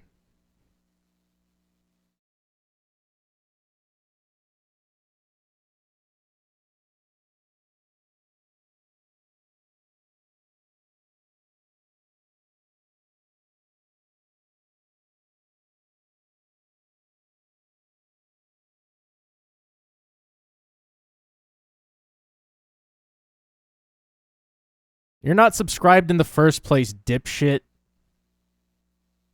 Can't unsubscribe from a channel you're not subscribed to.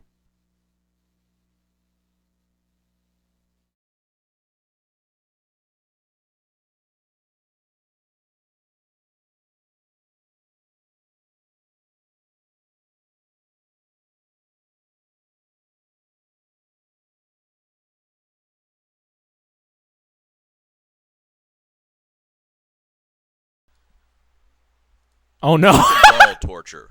From Wikipedia, the free encyclopedia at en.wikipedia.org. Cock and ball torture, CBT, is a sexual activity involving torture of the male genitals. This may involve directly painful activities such as wax play, genital spanking, squeezing, ball busting, genital flogging, urethral play, tickle torture, erotic electrostimulation, or even kicking. Thank you, Sock, for gifting us The some recipient of such activities may octane receive glaze. direct physical pleasure via masochism through knowledge that the play is pleasing to a sadistic dominant. Image, electrostimulation applied on a penis. Contents. Section 1, in pornography. Section 2, So- ball stretcher. Section 3, Really quick. parachute. Section This 4, is supposed to be a rare alert. Section 5, testicle cuff. Because the alerts allow you to do Section like 1, in pornography. quote unquote rare In addition alerts to that its only happen like occasional role in BDSM occasionally. pornography, tamakeri, literally ball kicking, is a Sock, separate you just got a genre in legendary Japan. drop. Congratulations. One notable actress This plays the whole thing. is Erika Nagai, who typically uses her martial arts skills to knee or kick. This is men actually in not the first testicles. gift sub, I don't Section think. 2, ball stretcher. A ball stretcher is a sex toy that is fastened around a man in order to elongate the scrotum and provide could be a wrong, feeling though. of weight pulling the Oh testicles yeah, it is away from socks the body. first. While leather stretchers are most common, other models are made of steel rings that are fastened with screws, causing additional, mildly uncomfortable weight to the wearer. The length of the stretcher may vary from 1 to 4 inches, and the steel models can weigh as much as 5 pounds. Section 3, parachute. A parachute What is an a small inopportune collar, usually time made from for leather, this which alert. fastens around the scrotum, and from which weights can be hung. Conical in shape, with 3 or 4 short chains hanging beneath. I think this is weight about can be applied. 3-4 minutes Used long. as part of cock and ball torture within a BDSM relationship, the parachute provides a Yeah, it gives me constant time to drag think. and squeezing effect on the man's testicles. Moderate weights of 3 to 5 kilograms can be suspended, especially during bondage. Smaller weights can be used when the man is free to move, when the swinging effect of the weight can restrict sudden movements, as well as I'm providing actually going to take my headphones stimulus off for the dominant partner. so that I can think easier. Section I can't 4, fucking hear my own humbler. thoughts. A humbler is a BDSM physical restraint device used to restrict the movement of a submissive male partner in a BDSM scene. The humbler consists of a testicle cuff device that clamps around the base of the scrotum, mounted in the center of a bar that passes behind the thighs at the base of the buttocks. This forces the wearer to keep his legs forward, Celeste's as any account attempt to says straighten that the legs even Chihiro slightly definitely pulls said directly that on he the was going to scrotum, go exercise, causing I think. from considerable discomfort to extreme pain. However, in Celeste's account, Section 5, testicle cuff. it said that there was a blue Testicle cuff is a tracksuit. ring-shaped device around the scrotum between the body and the testicles, such that when closed, it does not allow the testicles to pass through it. A common type has 2 connected cuffs, one for the scrotum and one for the base of the penis. I got it. They are one of many different gadgets for restraining the male So genitalia. next we have to ask, Also, a standard padlock why did may he be choose locked the around the specific scrotum, and tracksuit without that he the key, did? the man may not What be do you able to mean, remove the it. specific tracksuit? Some men enjoy the feeling I of got being it! owned. He picked that And some people tracksuit enjoy the because feeling of owning it their matched partners. the one the culprit was Making wearing. The man wear testicle cuffs gives a sense So, that his what you're sexual saying organs is, belong to his the partner. killer was wearing the same Equally, blue there's a certain tracksuit level as of him? humiliation How did you know it was a blue tracksuit? by which some people are sexually aroused. Finally, the cuffs may form part of a sexual fetish. Hold on a of the second, wearer Mondo. Or his partner. What did you just say? Huh? What'd I say? When Celeste testified a few minutes ago, she said...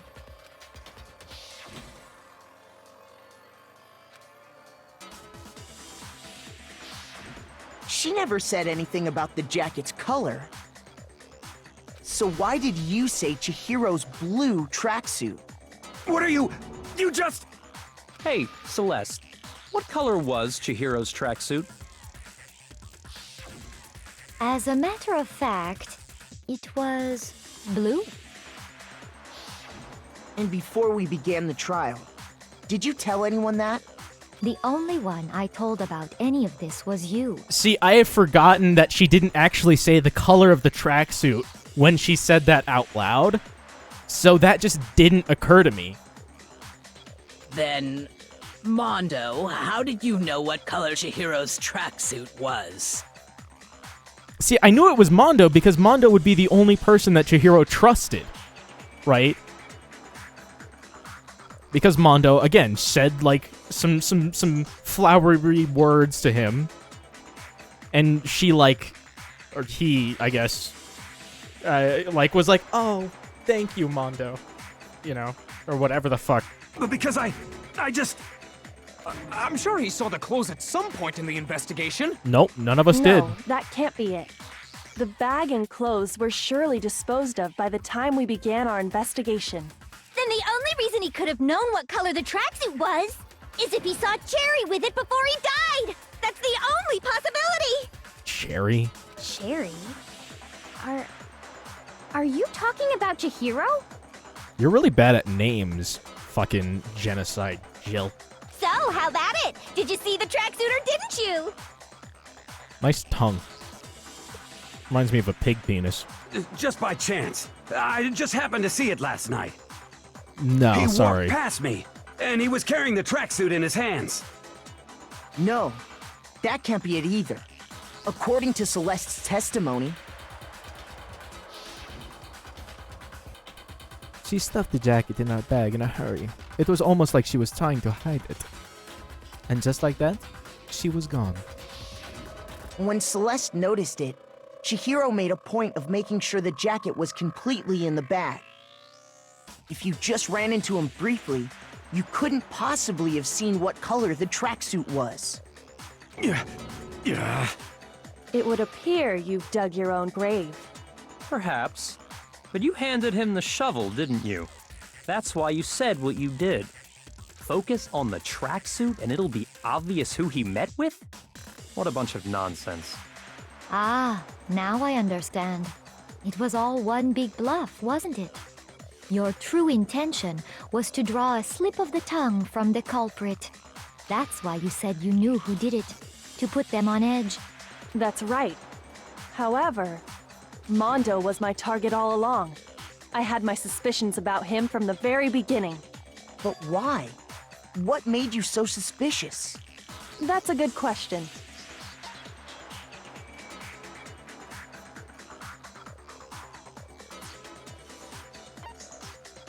Huh?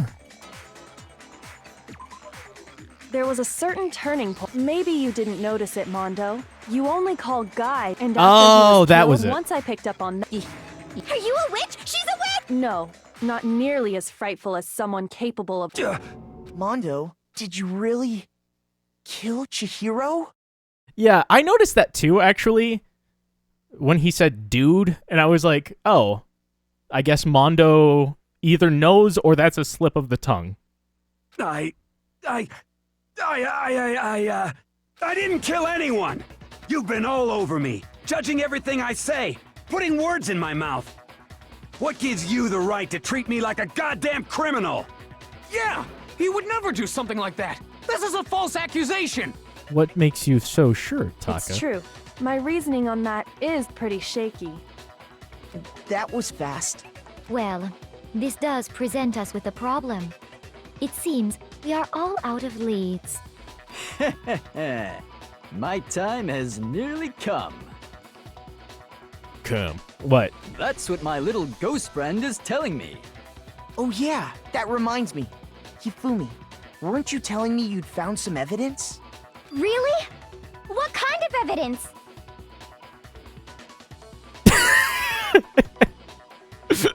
This stupid fucking face. Actually, you know, now that I'm thinking about it here calmly, it might not be all that relevant. What is it, dipshit? Jeez, did your confidence just get up and walk away? It's fine, man. Just tell us. If you really insist, then... here it is. What do you have there? It happens to be an e-handbook. I found it laying on the ground, so I scooped it up. You found it on the ground, then it must belong to... It's probably Chihiro's. I got it! We know Chihiro's handbook was missing from the scene of the crime, right? It's mine. Sorry, that's mine. My bad. For a fact. For a fact indeed. I was totally sure I'd found it. Then it must hold some clue about the culprit, right? Well, that's what I was hoping. But it's busted. It won't even turn on. I imagine the culprit broke it to get rid of any evidence after the murder. That's odd. I didn't think the handbooks were quite so fragile. You're right. They're not. They're totally waterproof and shock resistant. It would take an awful lot to break one. Wait a minute. Is this another situation where Chihiro... like someone tried to kill someone and then they And killed them yet, back? This one does appear to be broken. as is Leon's, sitting useless in the main hall. For all your confidence, that is a remarkably high failure rate. Do you think there might be some kind of mystery in there somewhere? How, precisely, did the handbooks get broken? How did the handbook break? There's only one possible explanation. By hitting its weak point. I got it! You already told us before that the handbook has one weak point, didn't you? Yeah! You remember that? Yeah. Sure, maybe I let that slip, but I never told anyone what the weak point actually was. But if the handbook is supposed to never break, and two of them broke in quick succession, then we can only assume that someone's figured out its weakness. You know what the weakness is, right, Monokuma? So, what is it? Huh? You're asking me? I think it's a necessary piece of information if you want this to be a fair trial. But if I tell you, and someone else decides to copy it, that would be very not good. Just tell us already! Why would we want to break our own handbooks? Oh well, I have a weakness for pushy demands. But you're sure you won't follow their example? Then allow me to make a special announcement. The weak point of my cutting-edge e-handbook is... Penis. When it's exposed to high temperatures for too long, it will suffer a meltdown and totally break!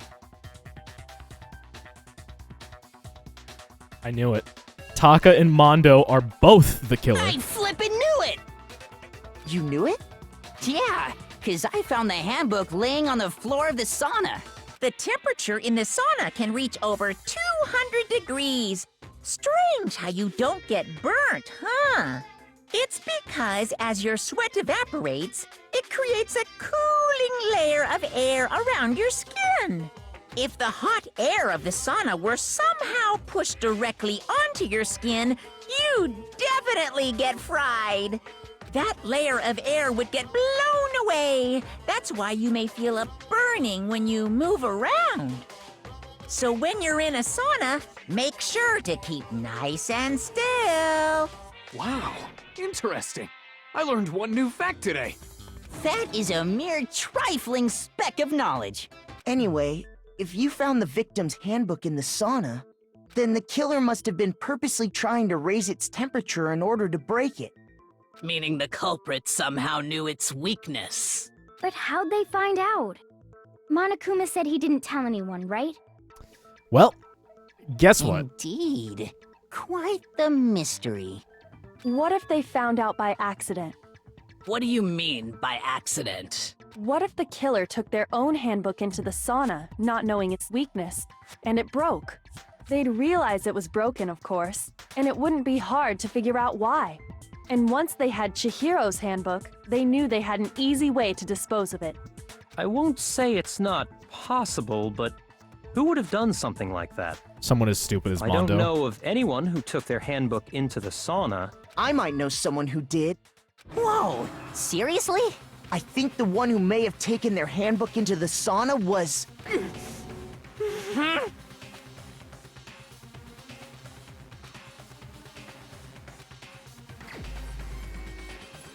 It was me! Well, here's the thing. Mondo was fully clothed in the sauna.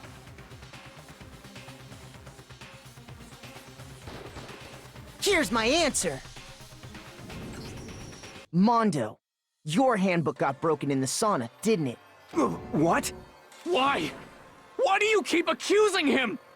Mondo and Taka had an endurance contest in the sauna not too long ago, remember? Well, And why would for the anyone else contest, remember? Mondo just so happened to keep his school uniform on.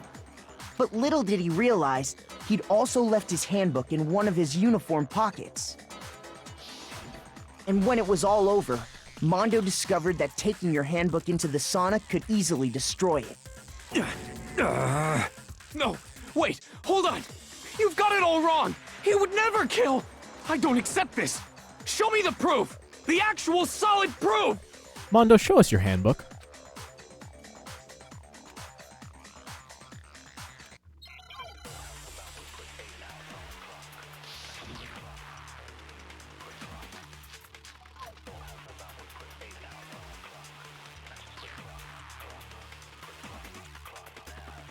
Let's test Makoto's assertion. If what he says is correct, then Mondo, you broke your own handbook. In other words, if Mondo's handbook is actually broken, then that proves that what Makoto said is right. Well, my goddamn handbook works just fine. Ah, fuck. See? Look! Makoto was wrong after all! Mondo wouldn't hurt a fly! He swapped his out with Leon's. Let's test Makoto's assertion. If what he said, You broke your own handbook. In other words, if Mondo's hand, then that proves that what. Well, my goddamn handbook works just fine. Fuck! See? Makoto was wrong. Mondo wouldn't hurt a fly! Let's test if what he said, you broke your own. In other words, if then that proves. Well, my goddamn handbook works just fine. Motherfucker! See? Look! Makoto was wrong. Mondo wouldn't hurt a fly! Let's test if what he said, you broke your own. In other words, if then that proves. Well, my goddamn handbook works just fine. No! See? Look! Makoto was wrong. Mondo wouldn't hurt a fly! Let's test if what he said, you broke your own. In other words, if then that proves. Well, my goddamn handbook works just fine. See? Look! Okay, I need to... Makoto was wrong after all! Mondo wouldn't hurt a fly! I see now. I see how I'm supposed to do this. Let's test if what he said, you broke your own. In other words, if then that proves. Well, my goddamn handbook works just fine. Mother... See? Look! Makoto I did was it backwards Mondo on wouldn't hurt accident. a fly! Let's test if what he says, you broke your own. In other words, if then that proves that. Well, my goddamn handbook works just fine. What? See? Look! Did I miss? Makoto was wrong. Mondo wouldn't hurt a fly! This game sucks. Let's test if what he said, you broke your own. In other words, if then that proves. Well, my goddamn handbook works just fine. Are you kidding me? See? Look! Makoto was wrong after all! Mondo wouldn't hurt a fly!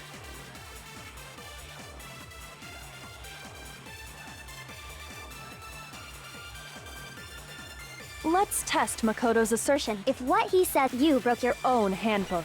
in other words, if Mondo's handbook is actually... then that proves that what Makoto said is right. Wait, Well, my goddamn handbook works just fine. am I wrong?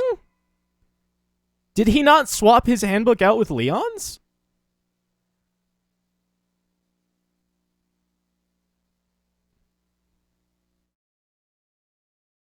I don't...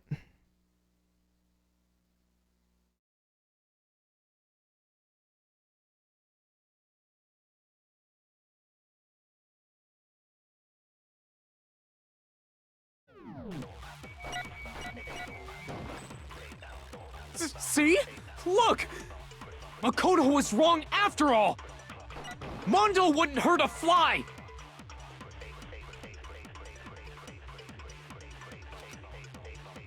Let's test Makoto's assertion. If what he said, you broke your own. Own hand. In other words, If Mondo's, then that proves. Well, my goddamn handbook works just fine. See? Look! Makoto was wrong after all! Shoot! Well, that's the thing, because I don't think it's his Let's handbook. test Makoto's assertion. If what he says is correct, then Mondo, you broke your own handbook. in Alright, other words, let's take this slow. if Mondo's handbook is actually broken, then that proves that what Makoto said is right. Well, my goddamn handbook works just fine. Motherfucker. See? Look! Makoto was wrong after all! Wait, what is Aoi's account? Wait. What is Aoi's account?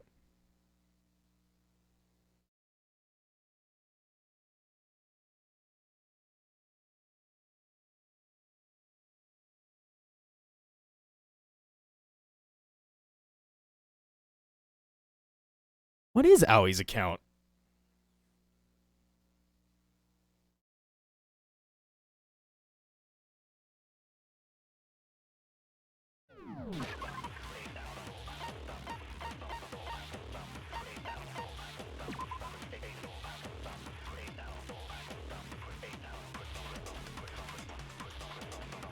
Oh, that's what Aoi's account is.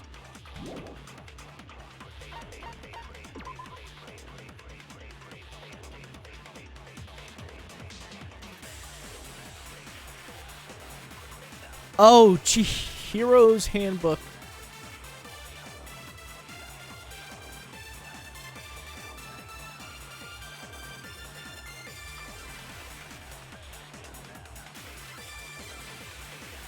Oh, it's Chihiro's handbook.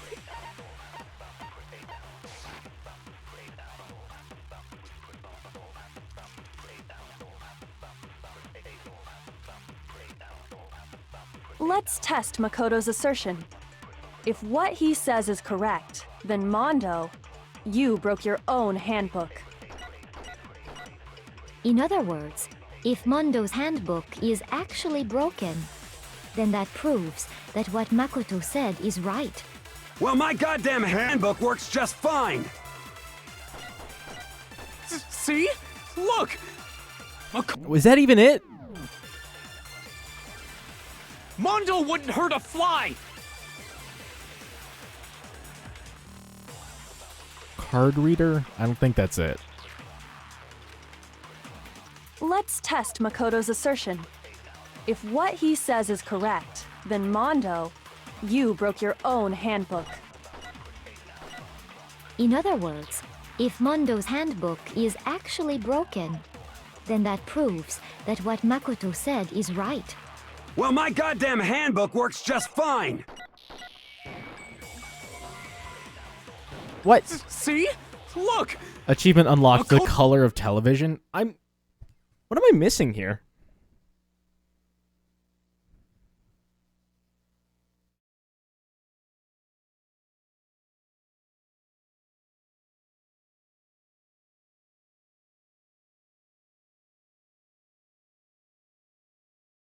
Well, I tried Broken Handbook, and that doesn't work either. Mondo wouldn't hurt a fly!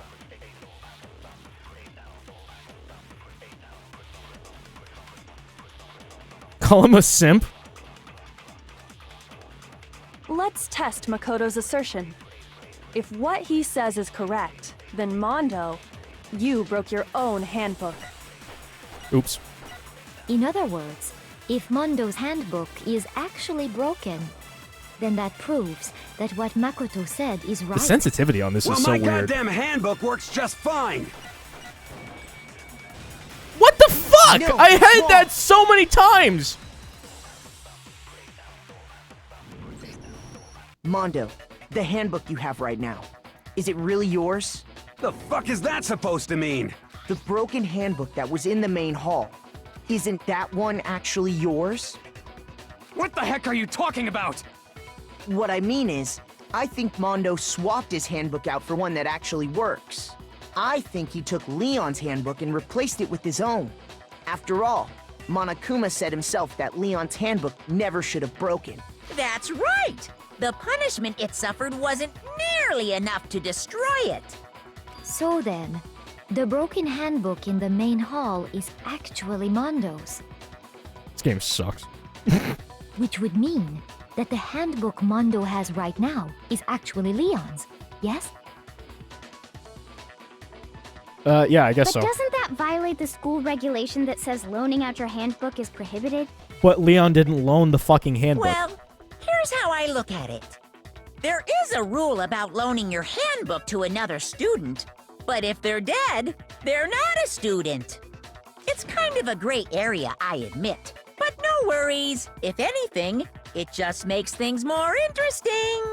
As such, I decree that exchanging handbooks with a corpse is not a violation of the rules.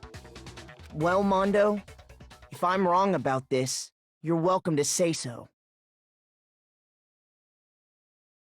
All right. I'm happy to admit I All made right, a if you say mistake, so. But Son of a bitch. What's wrong, bro? Come on! Tell him he's wrong! You are wrong! You have to be wrong! Everything you just said is wrong! You made it all up! Okay, then why don't we look back on this case one more time, from the beginning? That way, everything will become clear, and we'll all see if I was right or wrong.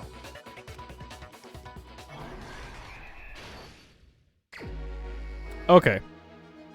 So, Chihiro... Blue duffel bag was what happened first.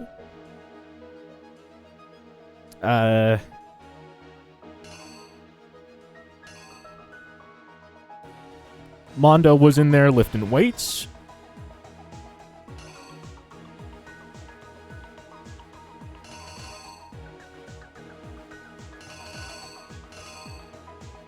The fuck is this blue ball?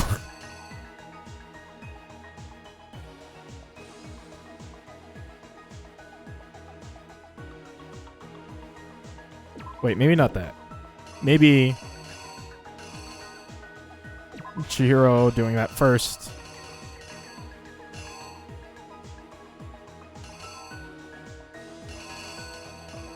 And then Mondo was in there lifting weights.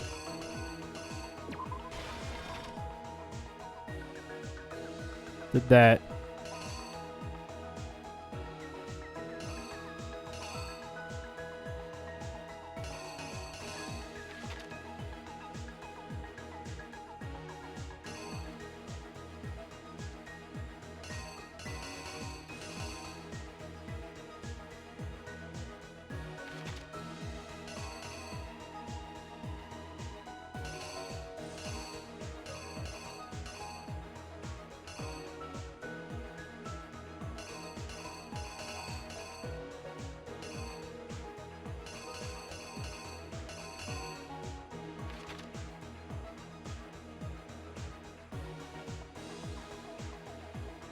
What is this supposed to be?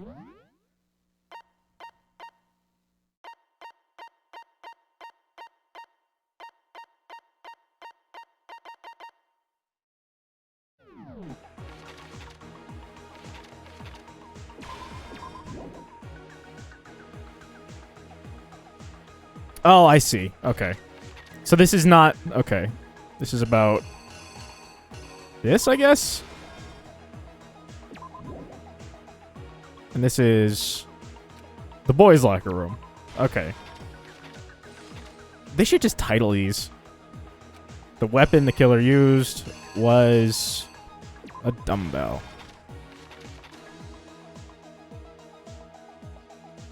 Okay, so that's about... the poster.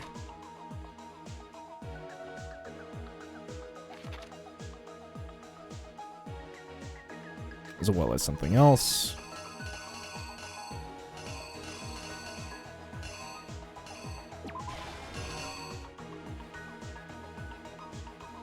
Oh. No, this is him taking it down, I think.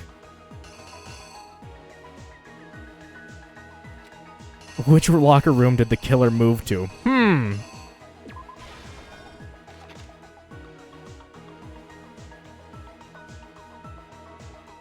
Killer took something from the other locker room and switched it.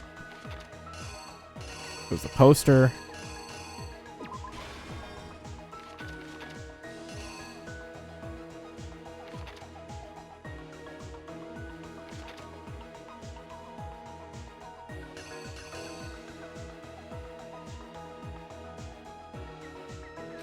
What was it that brought Byakuya to the murder scene? That's a good fucking question.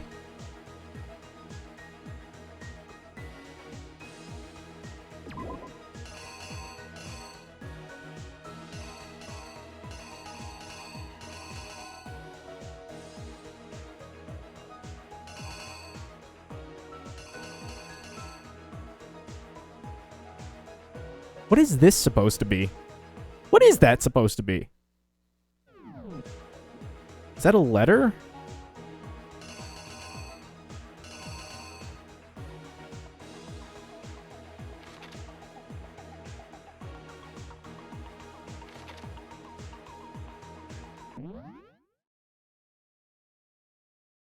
Yeah, but why did he go into the girls' locker room?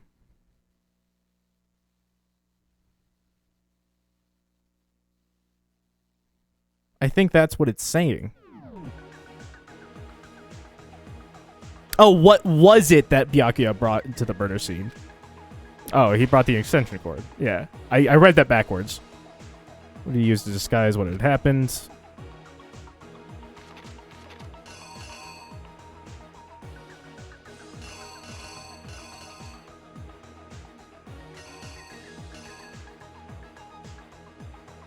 What did he use to disguise what had happened?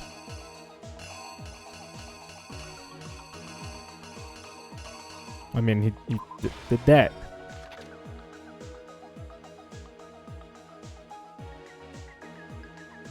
Where did the killer go after they were done? They went to the sauna.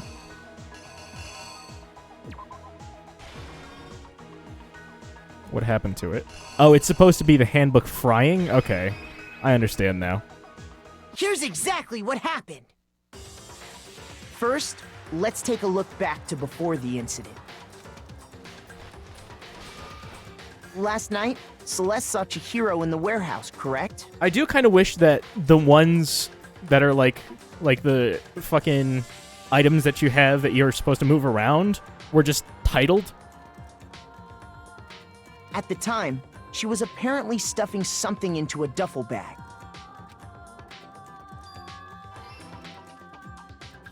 That something was a blue tracksuit. You can confirm this, right, Celeste?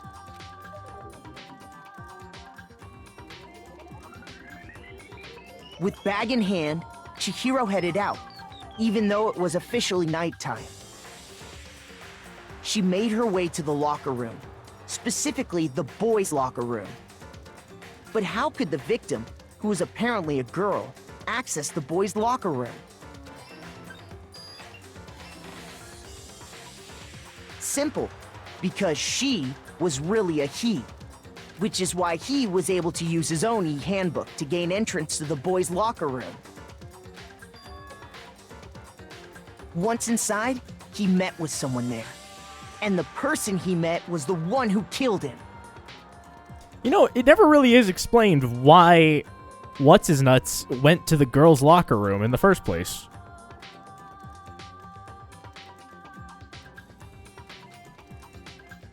Because he couldn't have known that someone was dead.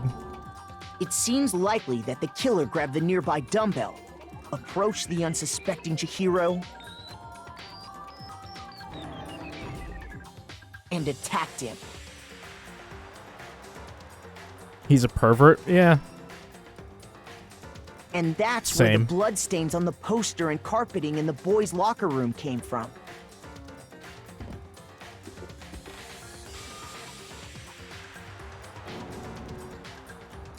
It was likely in the heat of the moment. The body was arranged, but the murder itself felt unplanned. Stumbled upon the body by coincidence as soon as the murder occurred. But why was he in the fucking girls' locker room? Because it says it happened, he stumbled upon it after the body was moved to the girls' locker room. Which is why the killer hurried to try and hide the act. First, pulling up the bloodstained carpet. Then, removing the bloody poster. Well, how he got in is kind of obvious. It was the extra e-handbooks in the main hall.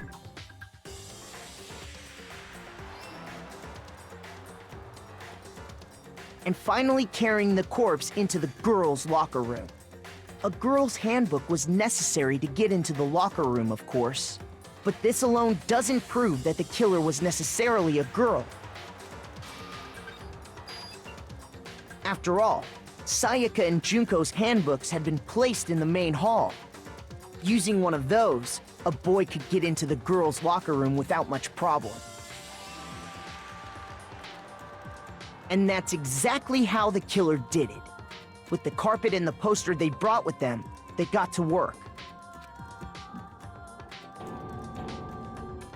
They changed the layout of the boys' and girls' locker room in what you might call a crime scene switch. That could have been the end of things, but no. Mondo just left the door open, I guess, is what they're implying. Byakuya discovered the body and decided to intervene in the situation, making things even more complicated.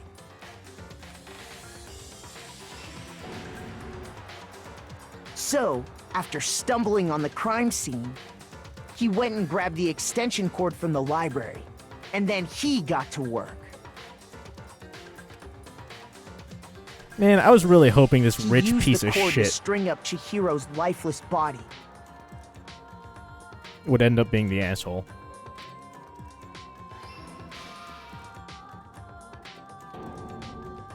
Then, using the victim's own blood, he left a grisly message there at the scene of the crime. He wanted to create the illusion that Genocide Jack was responsible for the slaughter.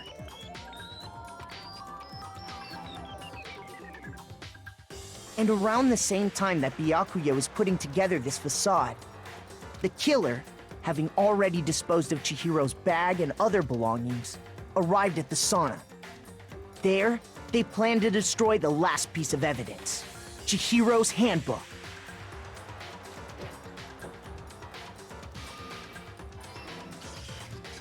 And just as the killer expected, the steamy sauna was enough to ruin the electronic gadget. Somehow, the killer knew that the handbook couldn't stand up to the heat of the sauna. And the reason they knew that is because the sauna had already wrecked their own handbook. And that's how it all played out. Isn't that right, Mondo Arata? Also, I liked Mondo. I didn't want Mondo to be a fucking killer. Piece of shit.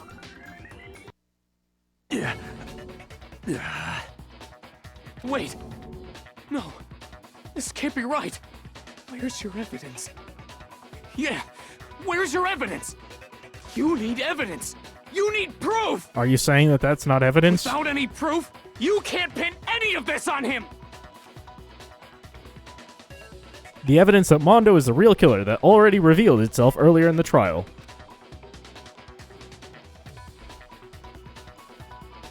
Sure, what's the new element? Let's talk a little bit about Fever Time and Nega Time. During a bullet time battle, if you press the space key, Fever Time will activate, and the temple will be forced to its max. At this point, if you push the buttons at random, you won't miss. What? However, you want to destroy the opponent's verbal assault. But it's only lasts until your focus gauge runs out. Of course, it wouldn't be fair if only you got access to special time, right? So we've also prepared something called Nega Time that your opponent can use. Activates that during a bullet time battle. Your temple marker will disappear, making it quite a bit tougher to hit the buttons in rhythm.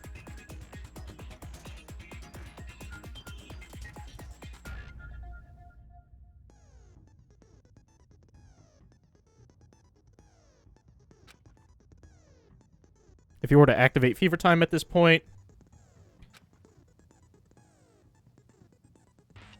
No, never mind. I'm not sure what would happen. I don't know what I was worried about.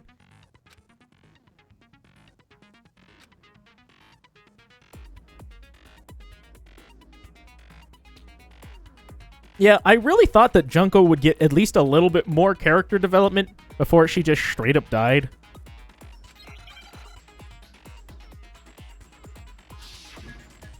Also, because a lot of people seem to... Show me some evidence! You're wrong! I won't listen! I refute you! False! Show me some evidence! I won't listen! I refuse to vote! Show me some evidence! You're wrong! I won't listen! I refute you! False! Show me some evidence! I won't listen! You're corrupt! I refuse to vote! I refute you! False! You're corrupt! Show me some evidence! I won't listen! Show me some evidence! You're wrong! I won't listen! God, I it's refute fucking you. hard. False! Show me some evidence. Show me some evidence. This should prove it.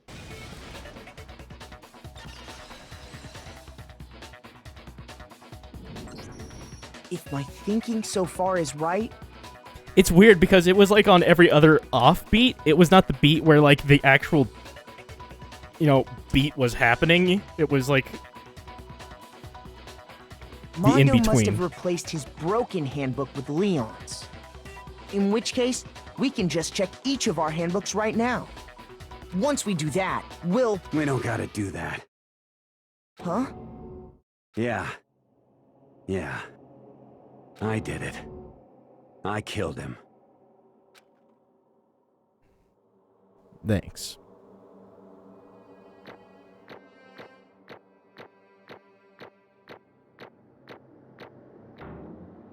All right, I'll take it.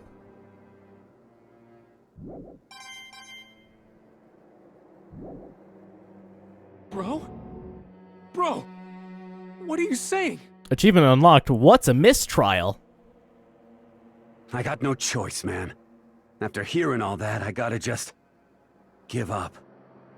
Go ahead, Monokuma. Get it over with. Ask for the goddamn verdict. Roger that. Wait! Hold on! No waiting, no holding on. Time for the moment we've all been waiting for. Grab your lever and give it a yank! Gotcha, base. Who will you elect as the Blackened this time around? Will you make the right choice or the dreadfully wrong one? I still think it was Byakuya. Can we just kill him and get this over with? What's it gonna be? What's it gonna be? He literally tampered with the crime scene.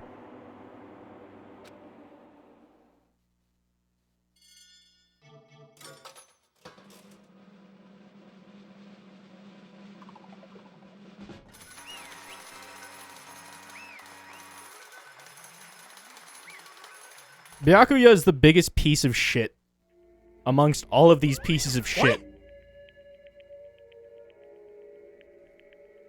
Uh-oh. This time it looks like you got it right again. It is so. The Blackened that killed Chihiro Fujisaki was Mondo Owada. Ellipses. Unbelievable.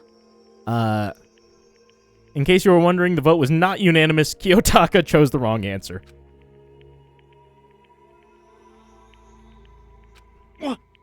I refuse to believe it. There's no way. No way he would kill someone. Sorry. What is this? Why are you apologizing? Why? Why?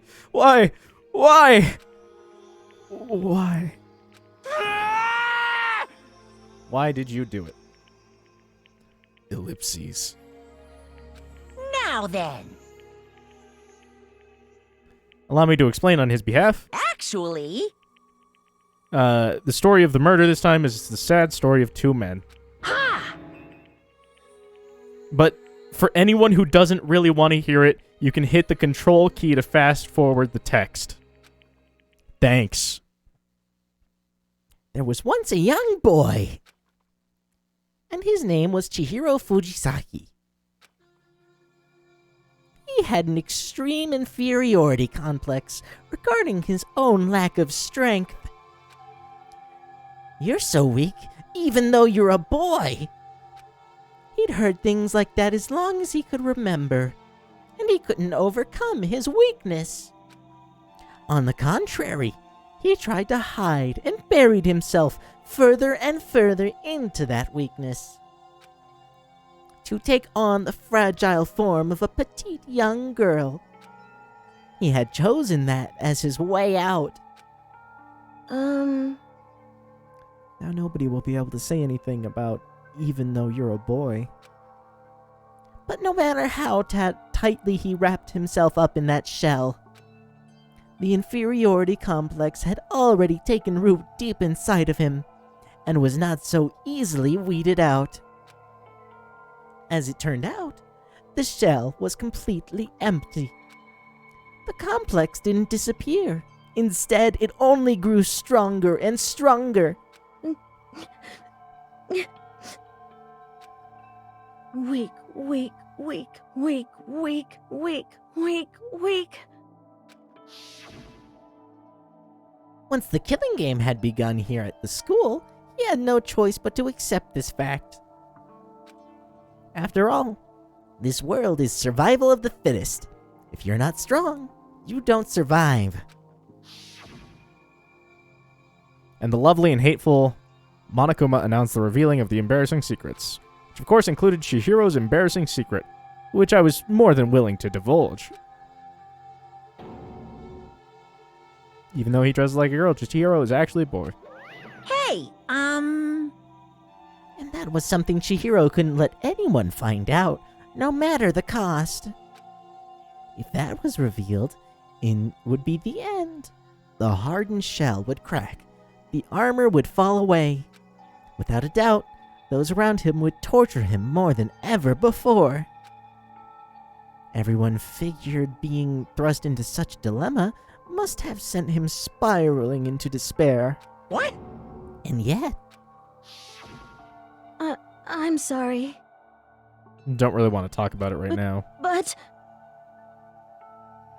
Maybe I can talk about it later. For I try my best to become strong. Then I can tell everyone. Annoyingly, he used the thread of discovery to motivate himself to become stronger. That's right. Now's my chance. I want to change. And accept who I am. Strong enough so that when someone says, even though you're a boy, I'll be okay. I'll get better. With that thought at the front of his mind, he resolved to take immediate action. And so... that day he made the commitment to begin exercising. He was prepared to retrain his body and mind. But sadly, that would be the first and only chance he would get at it. Hey, When he decided to start exercising, he thought it would be good to ask someone for help. But he wanted to tell that person his secret first, then ask them for help from there. And the person he went to... Yeah, that's right. It was me.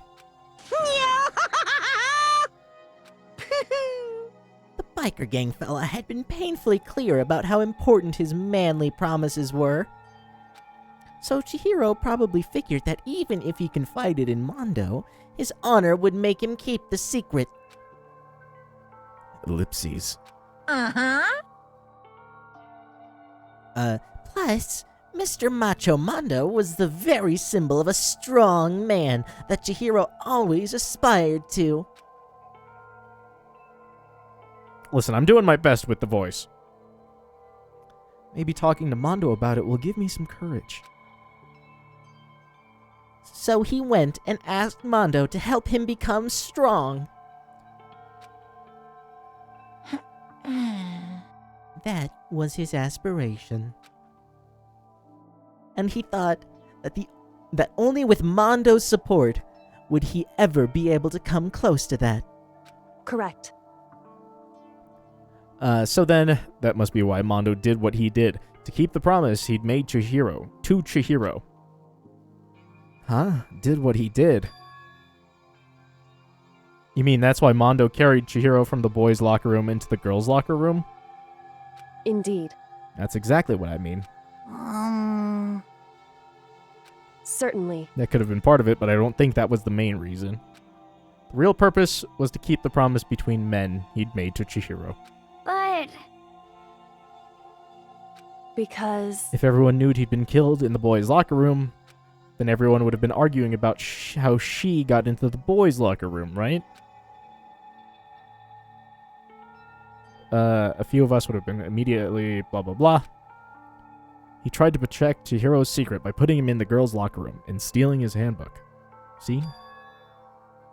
Then Mondo did all that to keep the promise he'd made to Chihiro, who he'd also killed? Ellipses.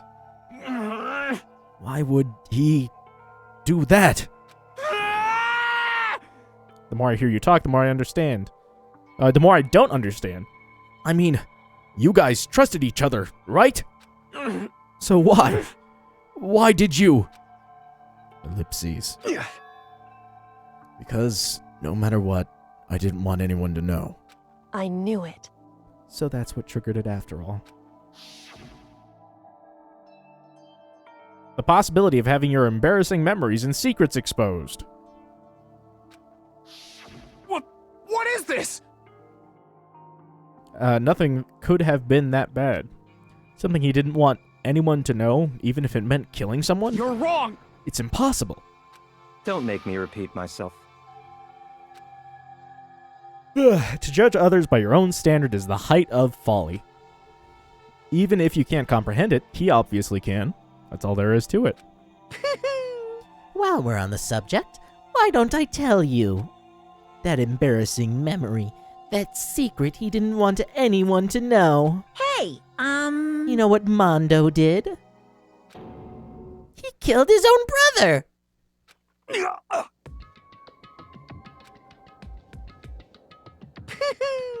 Mondo, the ultimate biker gang leader, makes all the hoodlums and riffraff across the country tremble. But the only reason he had a chance to join a gang in the first place was because of a certain someone.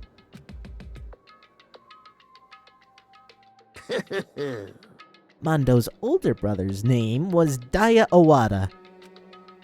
Mondo had nothing but respect for him. It was because of Daya that Mondo ever got on a motorcycle. Mondo's brother was his only family growing up. He was the only one Mondo could trust or respect.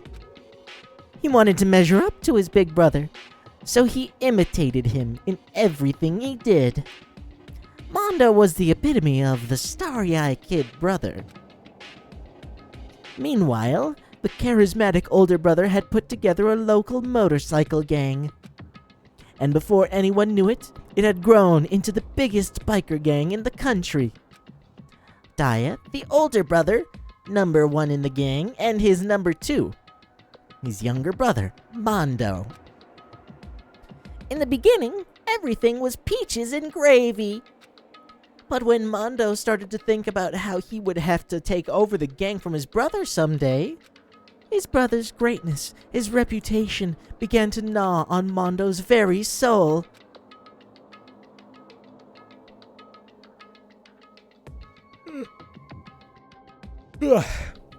Kid's gonna take over for Daya, huh? Daya created this gang with his bare hands. Mondo's just along for the ride. Can someone like that really be our leader? All that'll do is make the gang look bad.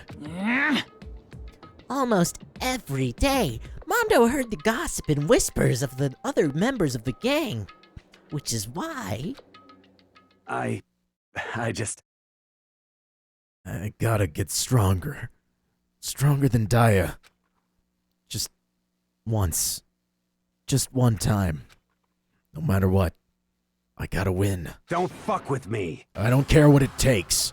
I gotta come out on top. And on the night of his amazing brother's retirement ceremony, Mondo challenged him to a street race. During the race, tragedy struck. The kid brother pushed ahead with reckless abandon, eager for victory, and dashed into oncoming traffic. But suddenly...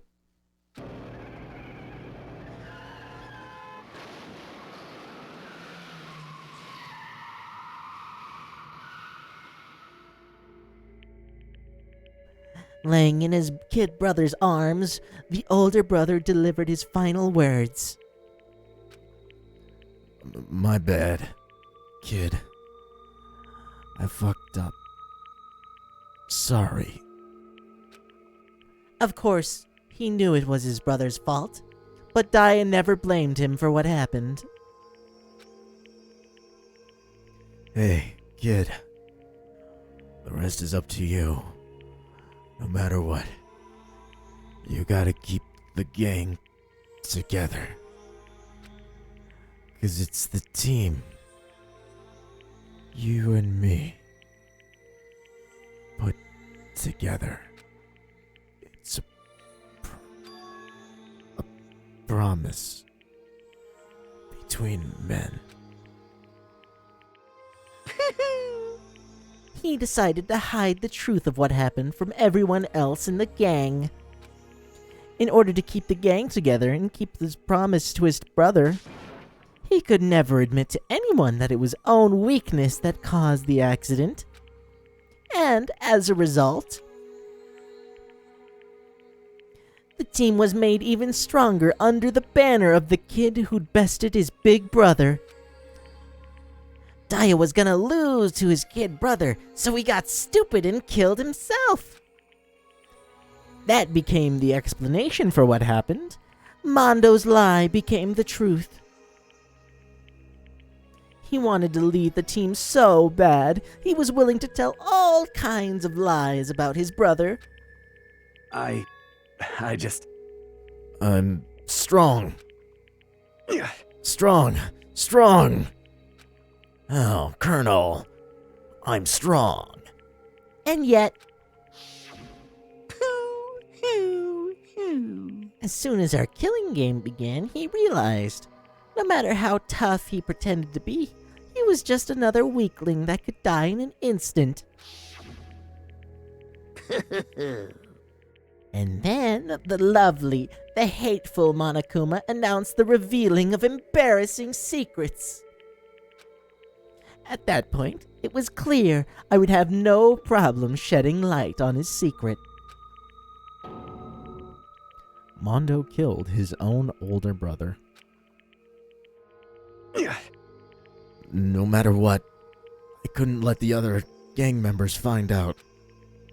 If that happened, everything would have been ruined.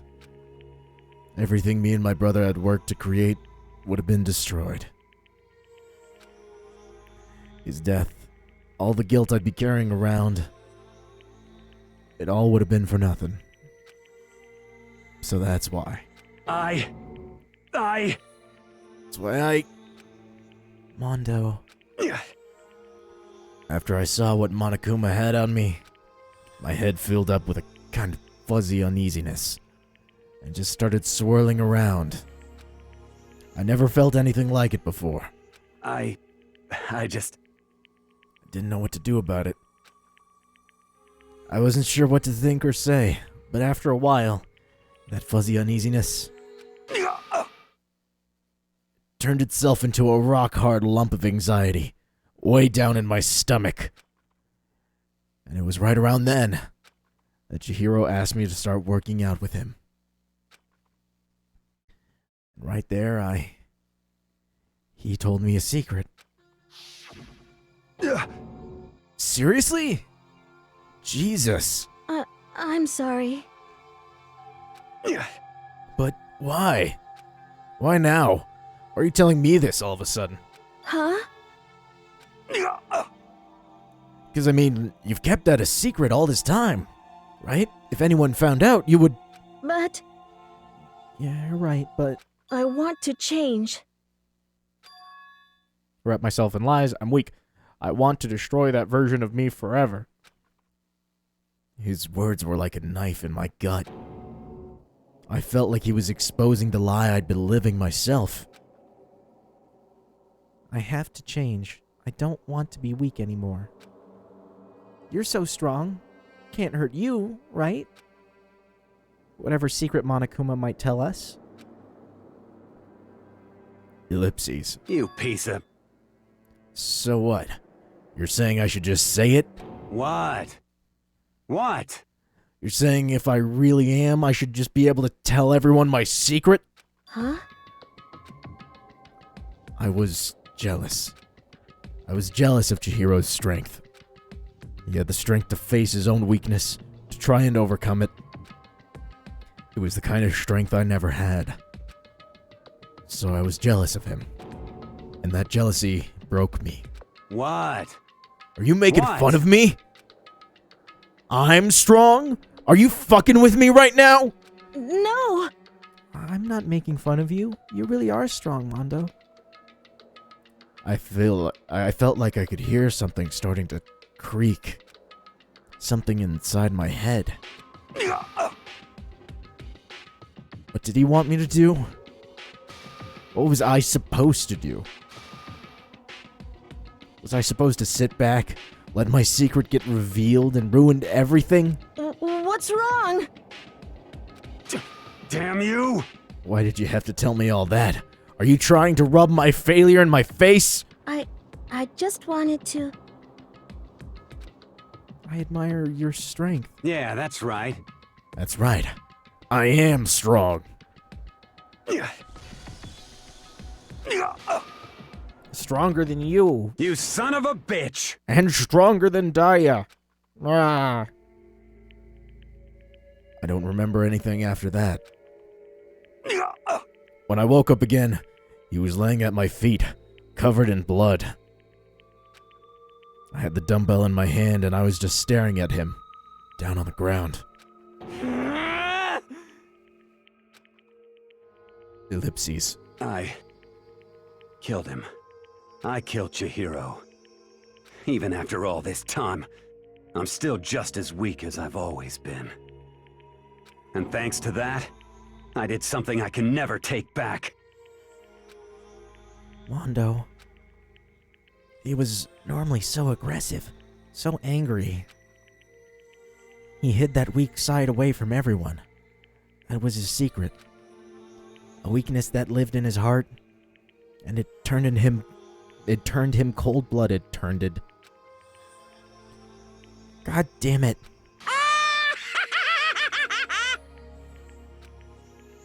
Look at him. You see? You're all just like him. For a secret from the past. For a memory. For that, he killed another... He killed another living human being in cold blood. He couldn't cut free of his regrets from the outside world. He doesn't know what true strength is. Do you see hope anywhere in there? 'Cause I sure don't. You bastard. Just shut up, you son of a bitch. Go ahead. Say that again. I dare you. Yep. Okay, I'll say it as many times as I want. Is what I want to say, but... Unfortunately, I can't do that right now, because the time for punishing is fast approaching. Punishing? It can't be. You mean execution? Well now. That's what I promised you, right? The Blacken that disturbs the peace will be punished. Ridiculous. Hold on. Now then, I prepared a very special punishment. For Mondo Owada, the ultimate biker gang leader. Oh god, I really want to see a fucking motorbike burn out on his face. I want to see it.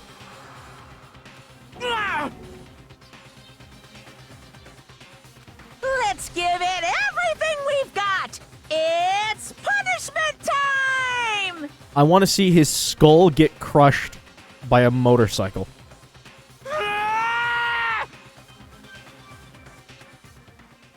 Ellipses. Sorry, man. I couldn't keep the promise we made. From one man to another.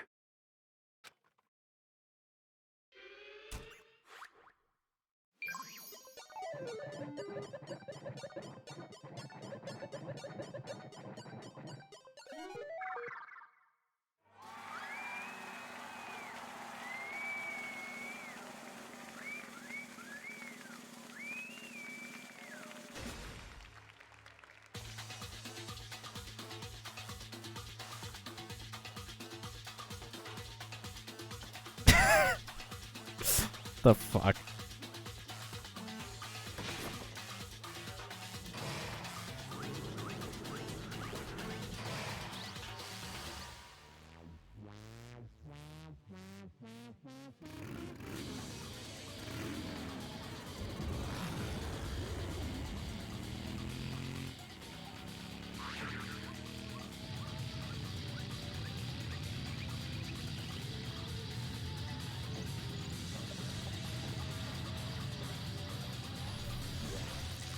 What?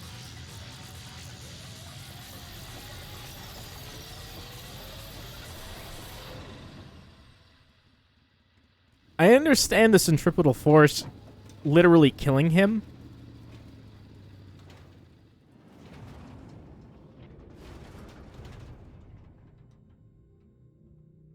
Or like crushing him with a bike.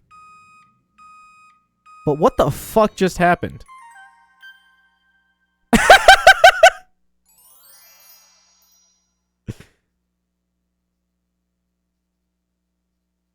Okay, I think they implied the centripetal force fucking killed him.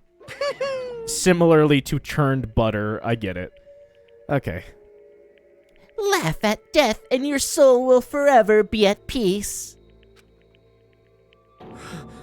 It can't be. My brother. Another murder and another execution. I want to feel again. Everyone's lives are taken so lightly here. I feel like I might be going mad. Maybe I'll just let it happen.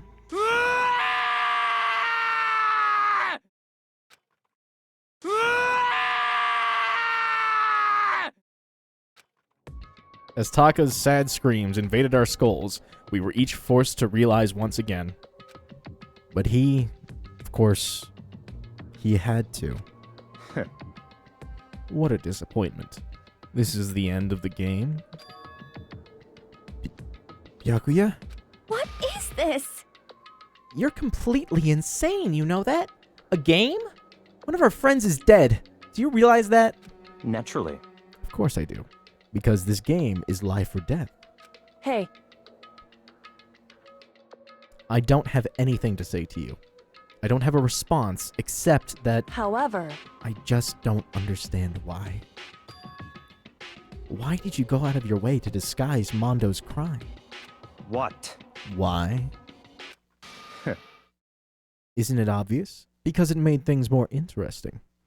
Well, no, actually, I think you did it to get rid of Toko. His voice was calm, emotionless, like the voice of death. It chilled me to the bone. Last night, when the murder took place, I was in the library as usual. Honestly. So you ignored the nighttime rule too? That rule never mattered to me. I don't recall agreeing to it. There is nothing to be done. The night grew late, and I decided to return to my room. Which is when I stumbled upon him. I spotted Mondo coming out of the girls' locker room. After he'd gone, I looked inside and saw the corpse. What? You mean you actually witnessed the murder? He was such a fool. He didn't have the slightest idea that I'd seen him. Well... So you're saying you knew who the culprit was from the very beginning? That's right. Indeed. But if that had been the end of it, how boring would that have been? I mean, what a waste of time. To have the answer revealed right at the beginning. Which is why I decided to lend a little helping hand. He's actively working against us. I thought it would liven things up. You did all that to liven things up? I see. So after hearing about Genocide Jack and Toko, you decided to use that to create the fake murder scene? But damn, man. If we hadn't figured out who'd really done it, you would have been dead too, right? Well, obviously, I would have revealed the truth before it reached that point. Of course. Byakuya turned and looked me in the eye. I could feel his sharp eyes piercing into me. Thanks to a certain remarkable someone, it never did. And I was able to perform an interesting experiment. Interesting. Once I do decide to become blackened, I now know who I'll have to watch out for. What? Correct. So that was your reason. Are you satisfied? Indeed. Yes, we're done listening to your story. Now I can kill you right here and now, so we never have to deal with your bullshit ever again. Take one for the team. Kill him, so that the rest of us can live. Hey. Something I'd like to ask Monokuma. What's this? You You like to perform these elaborate executions each time, correct? My question is, why? Do you like them? But you know, this punishment, this despair, it's not just for you.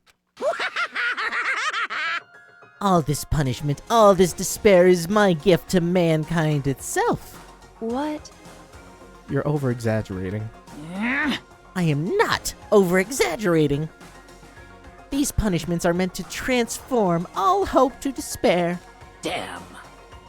What do you mean? Huh? Mean? Mean? Mean?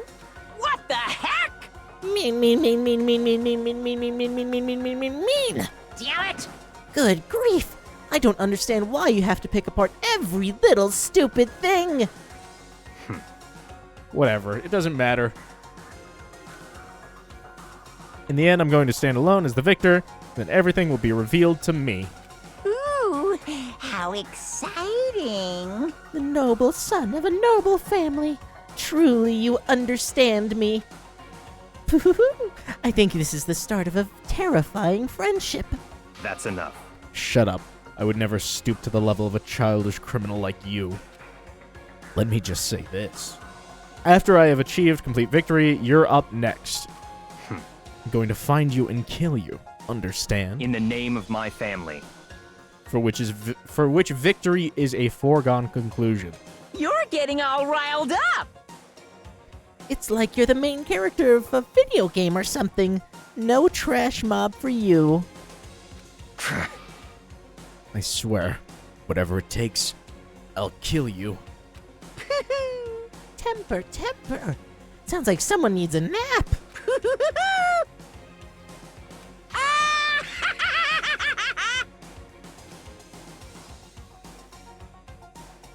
Monokuma's laughter peeled across the courtroom, and the curtain closed on the case of Chihiro and Mondo. But I knew that wasn't the end. The killing game would still continue, because the mastermind wouldn't let it end.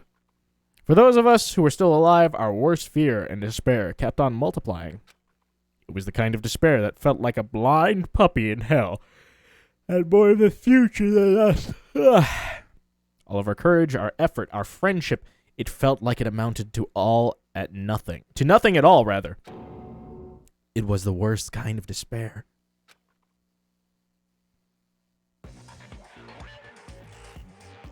Well, anyway, like I was saying, The fuck is this? this is a pretty good spot. Yeah, a really good spot. Is he playing with yarn? He doesn't have fingers. Anyway, isn't it amazing how that girl went and killed someone before things even had a chance to get boring?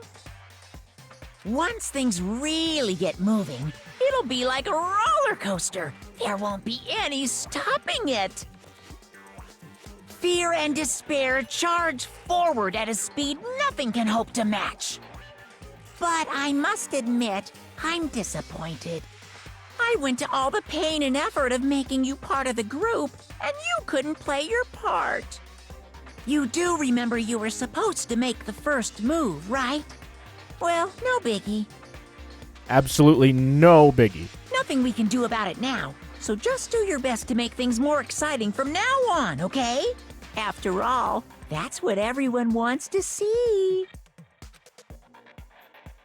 Ellipses. There's one thing I'd like to ask you. As long as you don't want to know my measurements, fire away! Who is it?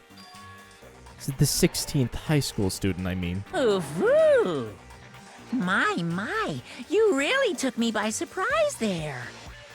I know I said you could ask anything, but super denied, ultra denied, demonic denied, because you see, that's my ace in the hole.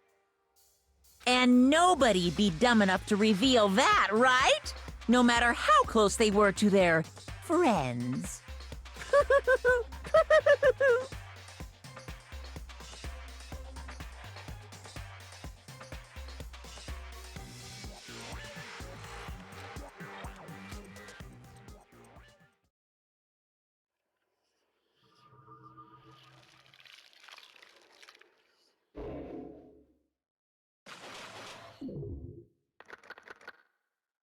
Unlucky.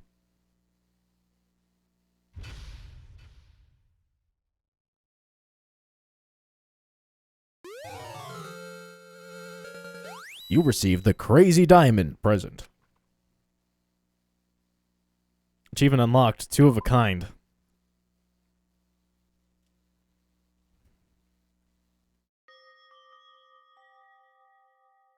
Ellipses.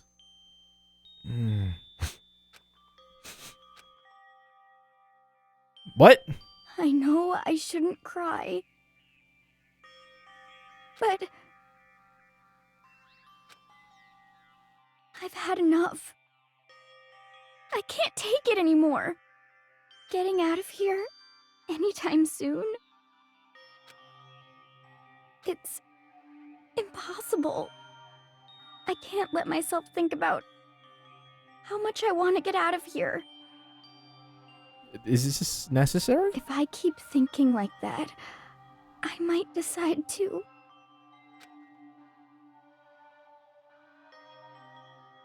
Ellipses. Donuts. I need to eat some donuts. That'll cheer me up.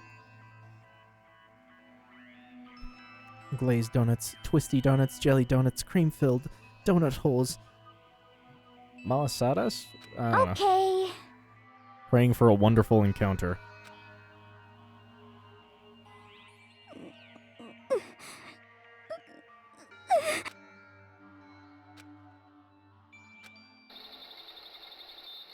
What the fuck? Huh? Huh? What's that sound? It sounds like a printer. Sounds like it's coming from the bathhouse. But I'm super scared, but is someone there?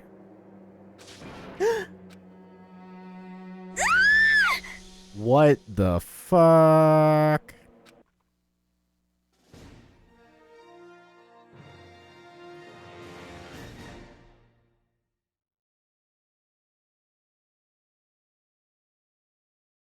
All right. How do I leave? We're ending it there.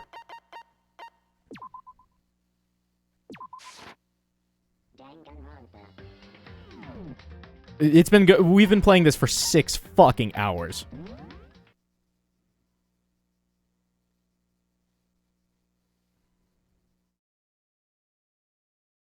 And now my throat is like kind of sore. Kind of sore. It's pretty fucking sore.